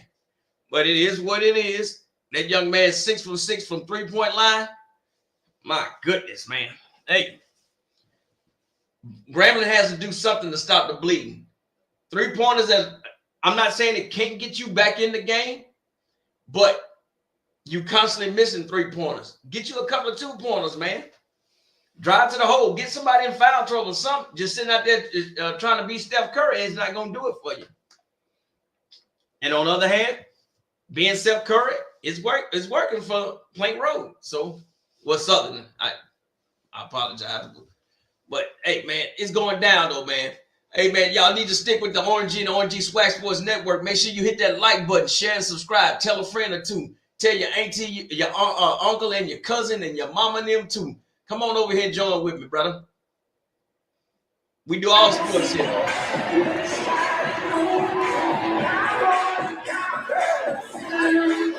Auntie, go ahead, Granny. That's what I'm talking about. Bring that thing, Granny. Bring it, Granny. Back here at the Frederick C. Hobby Assembly Center. Granny says she got her boots on the ground. Go ahead, Granny. Y'all see Auntie. The SWAC Digital Network. Auntie got them boots on the ground. Jackson State, March 1st, Prairie View at Alcorn. Then on March 6th, Alabama A&M at Grambling, Jackson at Pond Bluff. And on March the 8th, Texas Southern at Prairie View and Florida A&M Bethune-Cookman. Talk about rival games, one in Florida, one in Houston. Absolutely, some tremendous games going down the stretch. How's that not goaltending? And there will be a foul coming up against Southern University.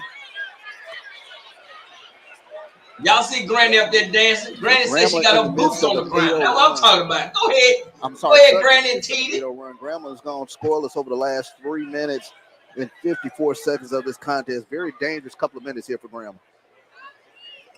You damn right. Yeah, this is where you need all your points. There's the first one.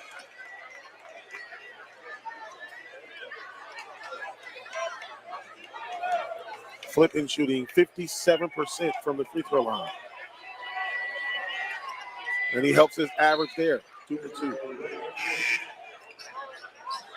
Flipping comes out. Ernest Ross will come in. It'll be very interesting to see what the strategy is. It looks like Grambling will apply a little bit of pressure here, a little full court pressure. This is what helped Texas Southern get back in the game against Southern this past week. Got to watch the player behind him.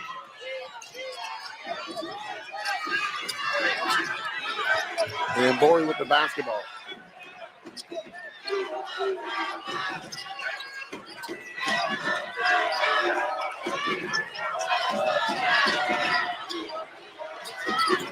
Nunley blocked out of there. He threw that one into the cheerleaders. Go ahead, young brother. Ross coming over, closing the door on that layup attempt. I see you, Lincoln Parish. He's looking at the replay. You can see where Borey get it right there. That was great drive to the basket. Ross, give me it. No, not on my watch. Girl, you lucky. Johnson, nice block from behind. Defense by Eason. You better scope something. All I know something. Man, the referee's high. That's going to be on Noel. Jesus said she got her boots on. Ready to come back into the game for Ross. This is kind of defense for offense substitution. Yeah, a little defense for offense situation. Ross did his job. Grambling got to string some possessions together. We'll get some easy baskets. Easton goes up, draws a foul. And now here comes the defense for offense once again. One of the things that I noticed on that possession, though, Eason, when he put the ball on the floor, you saw one of the coaches say, hey, just go up with it. Exactly. Just go right up with it. He had a point-blank bucket there. Gave the defense an opportunity to get over there and make a play. Eason for 2. First one is good.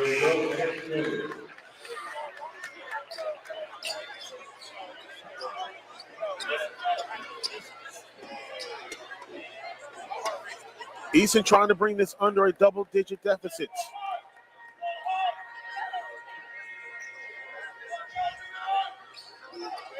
And he does. Southern by 9, 4:40 left in the game.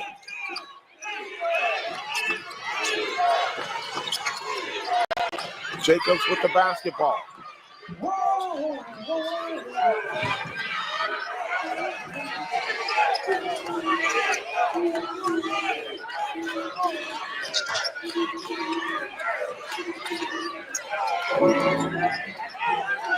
Southern trying to clear it out, and Borey takes off with it.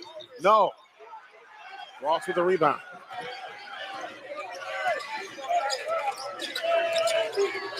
Oh, good pass. Good shot. With the bucket. Good pass, good shot. Under 4 minutes, Southern by 7. All right. You got to get a stop. If not, there it is. Willis Reed court. Salute Mr. Willis Reed. Play a little high-low game now.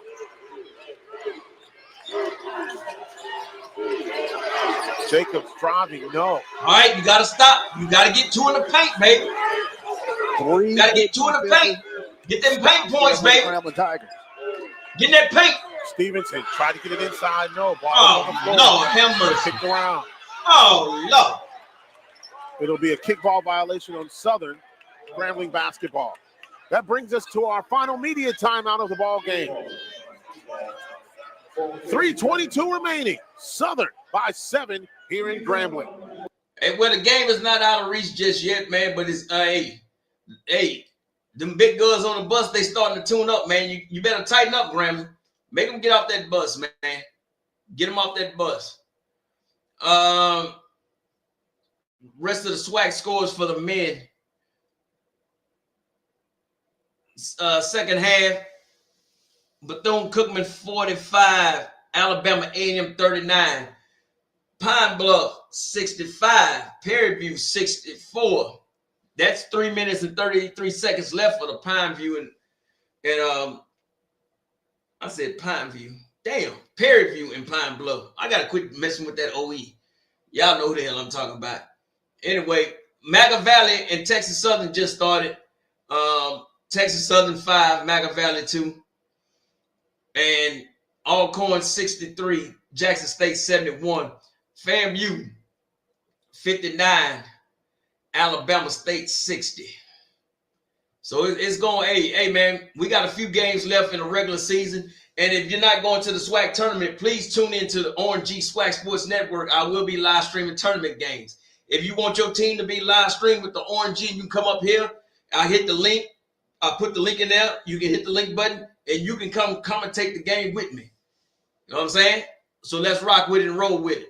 Uh-oh, there they go. State University, and there you see the court having fun waving the pom-poms. And you can see the men's basketball standings right now. Southern University atop of the standings. Florida A&M with that loss, though, could change some things here. Jackson State, Alabama State, Texas Southern, rounding out the top 5, Bethune-Cookman, Alcorn, Grambling, rounding out the top 8, Alabama A&M, Prairie View, and Arkansas, Pine Bluff, and Valley. And you know, Sam, one of the things that you see, even with today's upset with Alabama State, Arkansas, Florida A&M, I tell you, the difference between 1 and 8 in this conference, there's a thin margin right there. I mean, tremendous parity in this conference this season. Absolutely. Well, obviously, you want to stay out of the bottom 4, 7, 8, 9, and 10, because if you're there, you play Tuesday. Absolutely. First day of the conference. Flipping with the basketball. Nice Flipping. move. Going Good inside. move, man. He got the ball taken away from him. Goes out of bounds. Whoa. You don't call that one foul, brother? And Southern gets the ball back. Went right off of his leg. Grambling in the midst of a 6-0 run over the last 2 minutes. Boy, that's a carry and everything else. Jacobs going up for the shot. No. Ball tips. Sibo Newton with the rebound. Got numbers. Dozier slows it down. Got numbers where? Man, you be hooked on phonics. Stevenson, a long three. No. Ball up in the air. And why Noel shoot comes that up with three, man? University. Man, y'all look Rebound crazy. for the Jags. Tough 3-pointer that time from Stevenson. And Borey goes in. Gets the buckets. Well, that bus is tuning has up. Been big for the Jags tonight. Back He has to a been 9-point lead. Has been a complete difference maker here in this second half.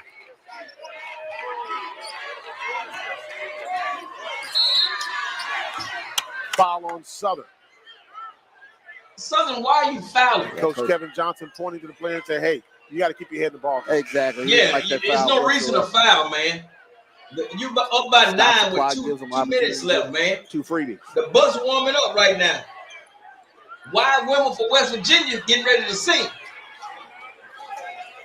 I was dead wrong about this one.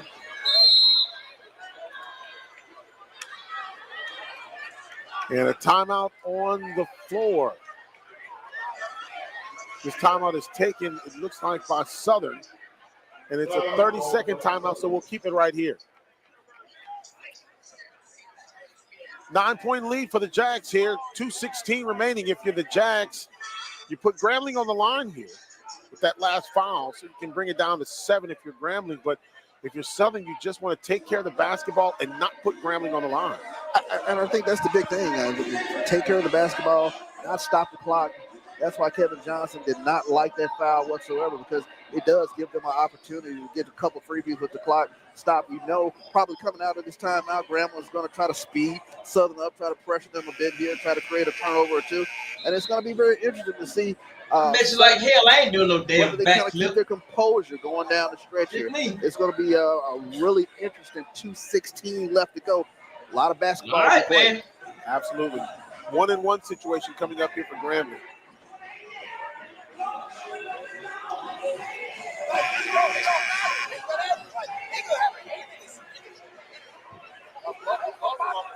Ross going to the charity strike. Got to hit the first one.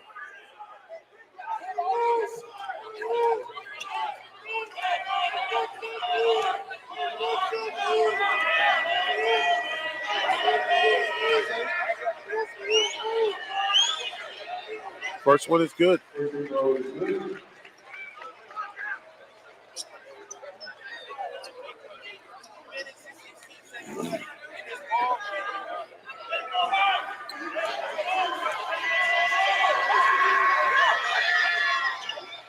Two for two at the line on that trip. Full court pressure here. Don't foul. Don't foul. Make him take a shot.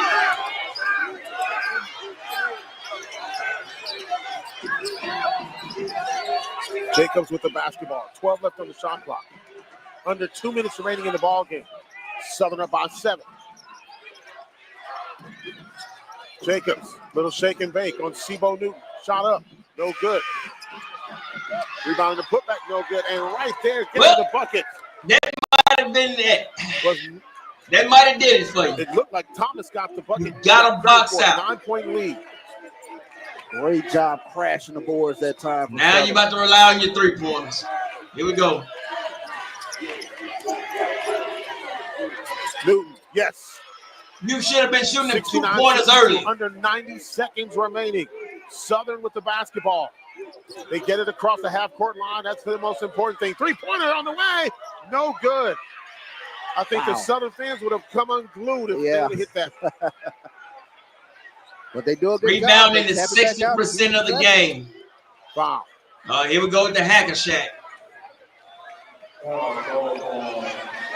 Minute remaining, 7-point lead for Southern. Bro, you do not have a 7-point play. Could seal it if you're the Jaguars. Still in time. But if you're the Jaguars, this could do it here. Yeah. We talked about it in terms of taking a look at Southern's free throw shooting coming into this game. This is the difference between winning those tournament games, getting those free throws down the stretch. Better Can get you knock them down? Jacobs, 70% at the free throw line. This is a big one here. Yes. It's one about more over. for Jacobs. Southern, tremendous job today at the free throw line. 9 of 12 thus far from the charity stripe. I tell you what, if you are a coach, well, these are moments where your stomach reflux, the acid reflux in your stomach is just major. Yeah, you kind of carry Pepto around in your pocket. Oh, man.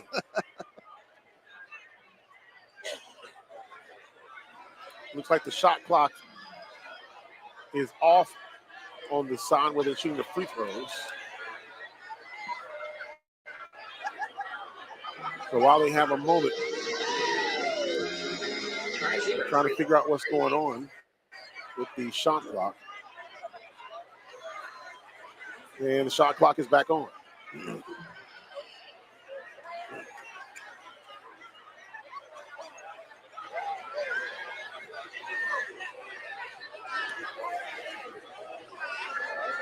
Well, Grambling, you were the defending SWAC tournament champions. Big one for Jacobs to go up by 9. No. But still. Now the Jags will have to come down and play defense. 2-3 zone.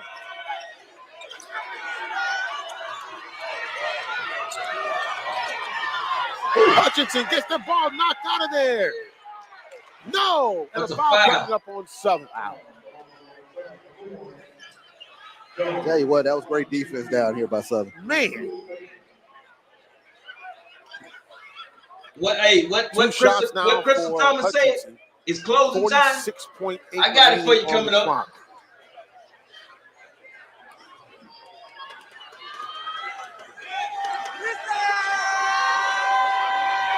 Good.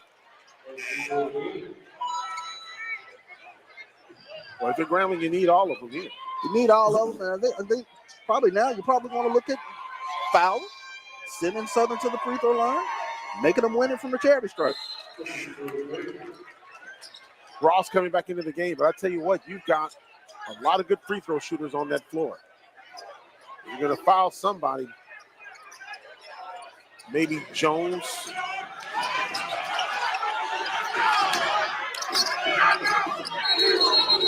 Timeout, Southern. Tell you what, they were right up against the 10-second clock. And they call a full timeout here. And you got your mind. And so we will take a full timeout as well.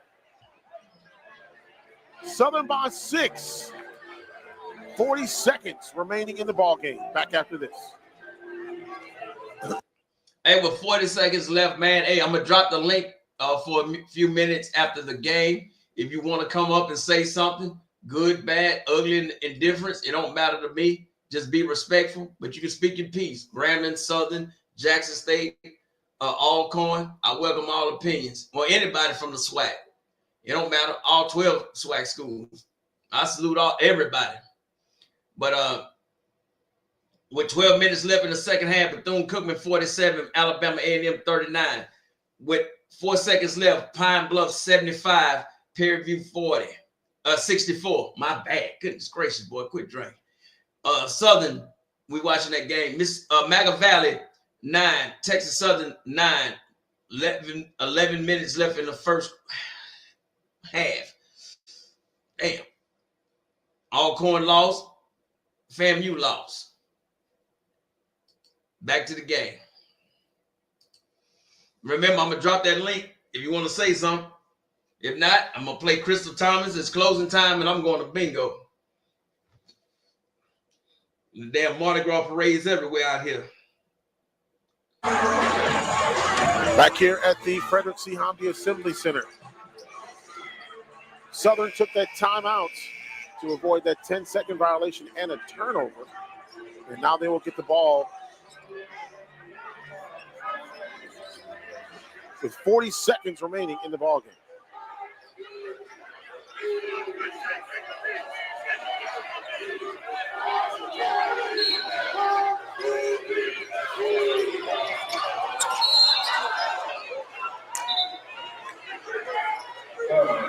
That's going to be a foul.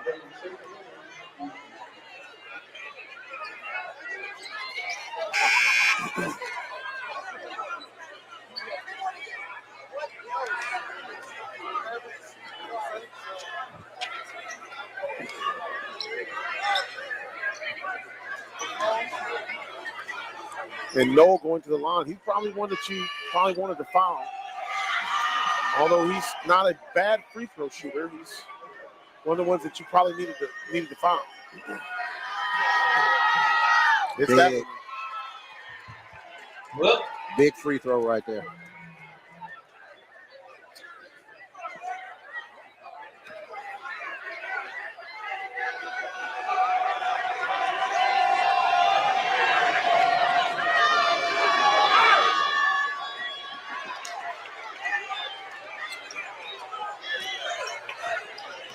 Seven-point lead for Southern. Eason takes the shot, right elbow, no. Noel with the rebound. Foul on Grambling. Well, 24 seconds left. Turn out the light. The point is over. May escape here with a ain't no May. It's an escape on the road. Hey, it's nobody gonna catch them now. Hostile territory and get a dub. That says a lot. You're looking at Southern is the regular season champions. I tell you what, you take a look at Ambury. You have a SWAC tournament, but Southern is the regular season. Johnson, They'll be the number 1 seed. Tremendous second half for the Southern Jaguars.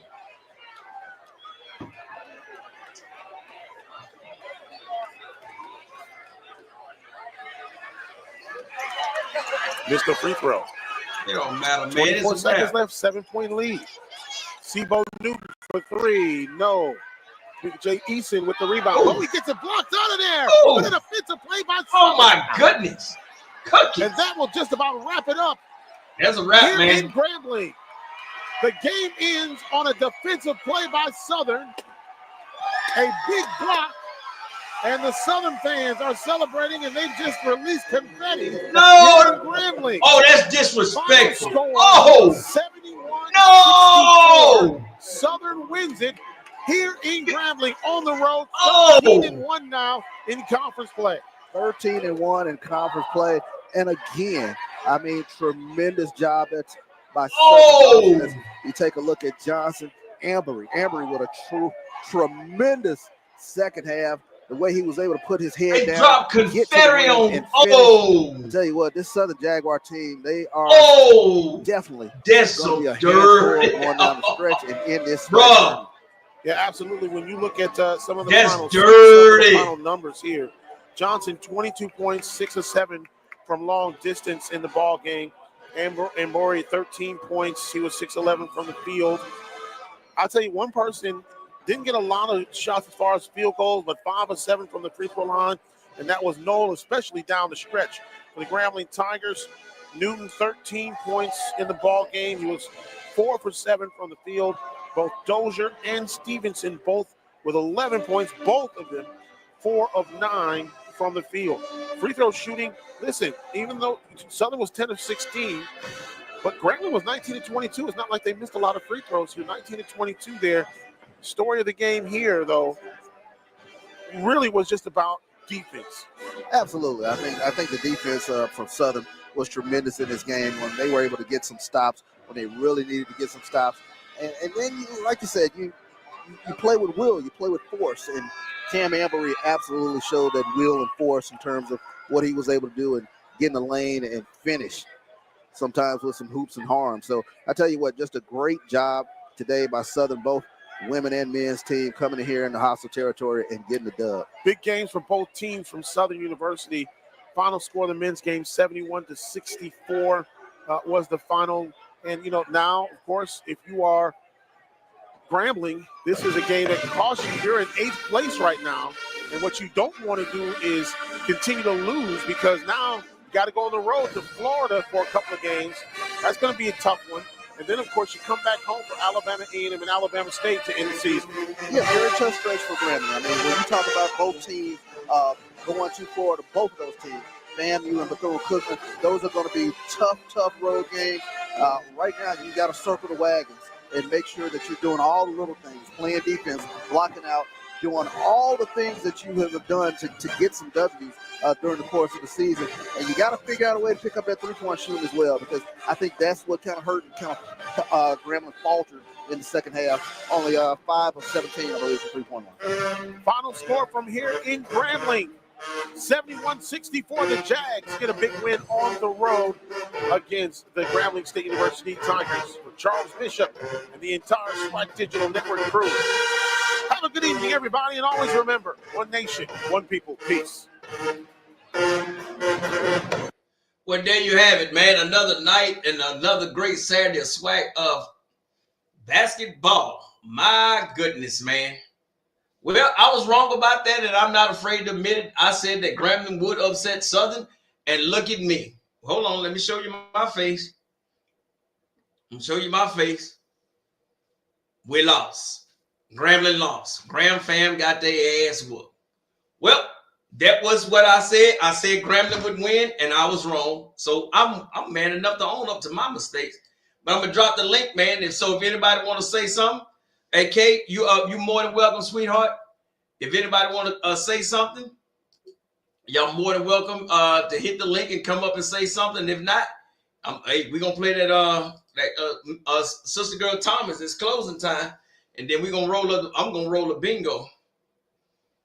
But hey, that was well, great basketball played, and I enjoyed every single moment of it. I enjoyed spending with y'all. I enjoy the comments. I enjoy interacting with y'all, and you're more than welcome to come up and speak your piece and say your stuff, man. And salute to the women, to the women's game, and shout out to the Alcorn Lady State Braves. After they beat Jackson State, they was talking a little noise on the sideline. But hey, like I say, when you talk noise, you might want to be able to back it up the next game. Don't make yourself look crazy. And Southern popping Confederate, whatever the hell that is, out there on I don't believe Southern put that stuff out there on Grambling's court. But if they did, that's Master One trolling. But the link is dropped.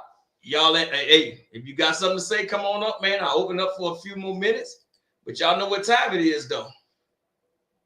The Union Music Group, baby. It's bingo time.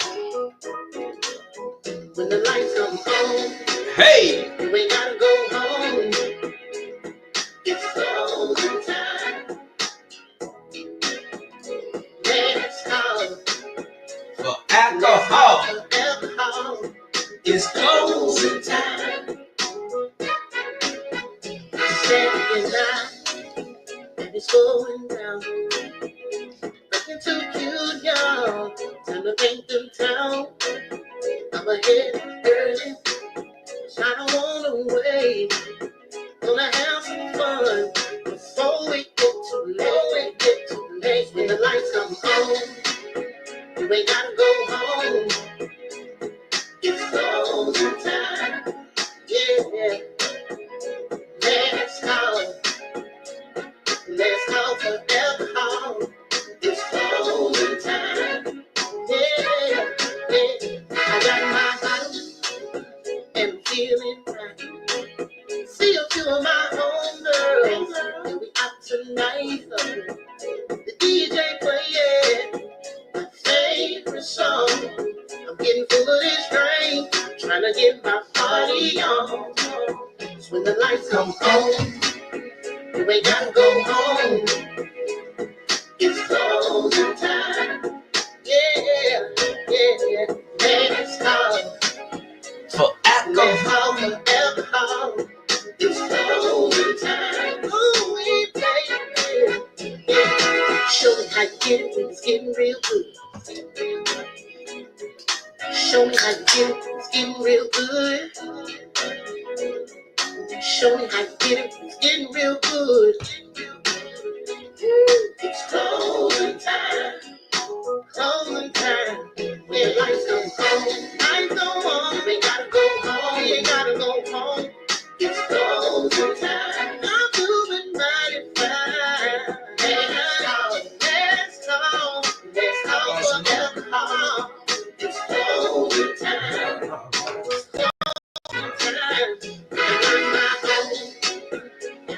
feeling good. About to do my own thing. A woman should. Let's call for alcohol. It's closing time. It's closing time. Let's call. It's closing time. Let me get one more before I go, baby. Let's call for alcohol. It's closing time. Yeah, yeah, yeah. Hey, wait! Thank all y'all for coming and you didn't really want to have anything to say. I got y'all, man. But I dropped the link for folks to come in and try to get the comments in. But I got y'all. Some folks afraid to talk. Some folks just don't want to talk. But thank y'all all for watching. Make sure you hit that like button, share, subscribe to your friends. And next weekend we'll do it again. I'll probably go back live either Wednesday or Friday. But I'll go back live in the SWAC tournament. I will be sharing the games. I gotta get up tomorrow. I gotta go to Florida to watch those baseball games. I need some highlights. You know what I'm saying? But thank you all for coming on up in here, though. I enjoyed you all. And once again, salute to Southern men and Jackson State men, Southern women, and Alcorn State Braves women. They won today. So that's just how it goes, man. Hey, you win some, you lose some. But if Southern really popped that confetti on Grambling's court, that's a #1 trophy. Hello, Moto. Well, King George. Hey, it's bingo time.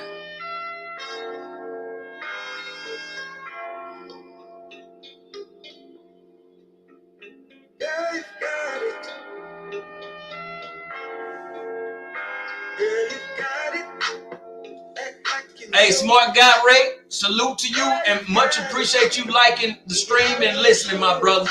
Thank you. Tell a friend, man. Act like you know it. Girl, you got it. In your mind, where show it. Girl, you got it. Act like you know it. Girl, you got it. In your mind, where show it. Girl, you got it. Act like you know it. Girl, you got it. In your mind, where show it. Girl, you got it. Don't be shy.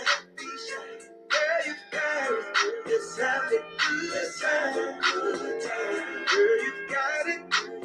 Girl, don't be shy. Girl, you got it. Go and do your thing. Hey, yeah, baby. I see you looking good tonight. Get your high heels on and your dress fit tight. Ooh, you smell so good and you look so nice. I wanna get next to you, babe. If only for just one night. Girl, I've been trying so hard, trying to find the words to explain the way you move your body, baby, and make it hard to maintain. Ooh, I got to tell you, baby, the way that I feel, I can't sugarcoat it, baby. I gotta tell you like it is. Act like you know it. Girl, you got it. In your mind, where show it. Girl, you got it. Act like you know it. Girl, you got it. In your mind, where show it. Girl, you got it. Don't be shy. Girl, you got it. Let's have a good time. Girl, you got it. Girl, don't be shy. Girl, you got it. Go and do your thing. Go ahead, do your thing. Go ahead, do your thing. Say you're looking real good tonight. I just really wanna know your name. Go ahead, do your thing. Go ahead, do your thing. Say you're looking real good tonight. I just really wanna know your name. Girl, you got it. Act like you know it. Girl, you got show it. Girl, you got it. Act like you know it. Girl, you got it. You might as well show it. Girl, you got it. Don't be shy. Girl, you got it. Let's have a good time. Girl, you got it. Girl, don't be shy. Girl, you got it. Go and do your thing.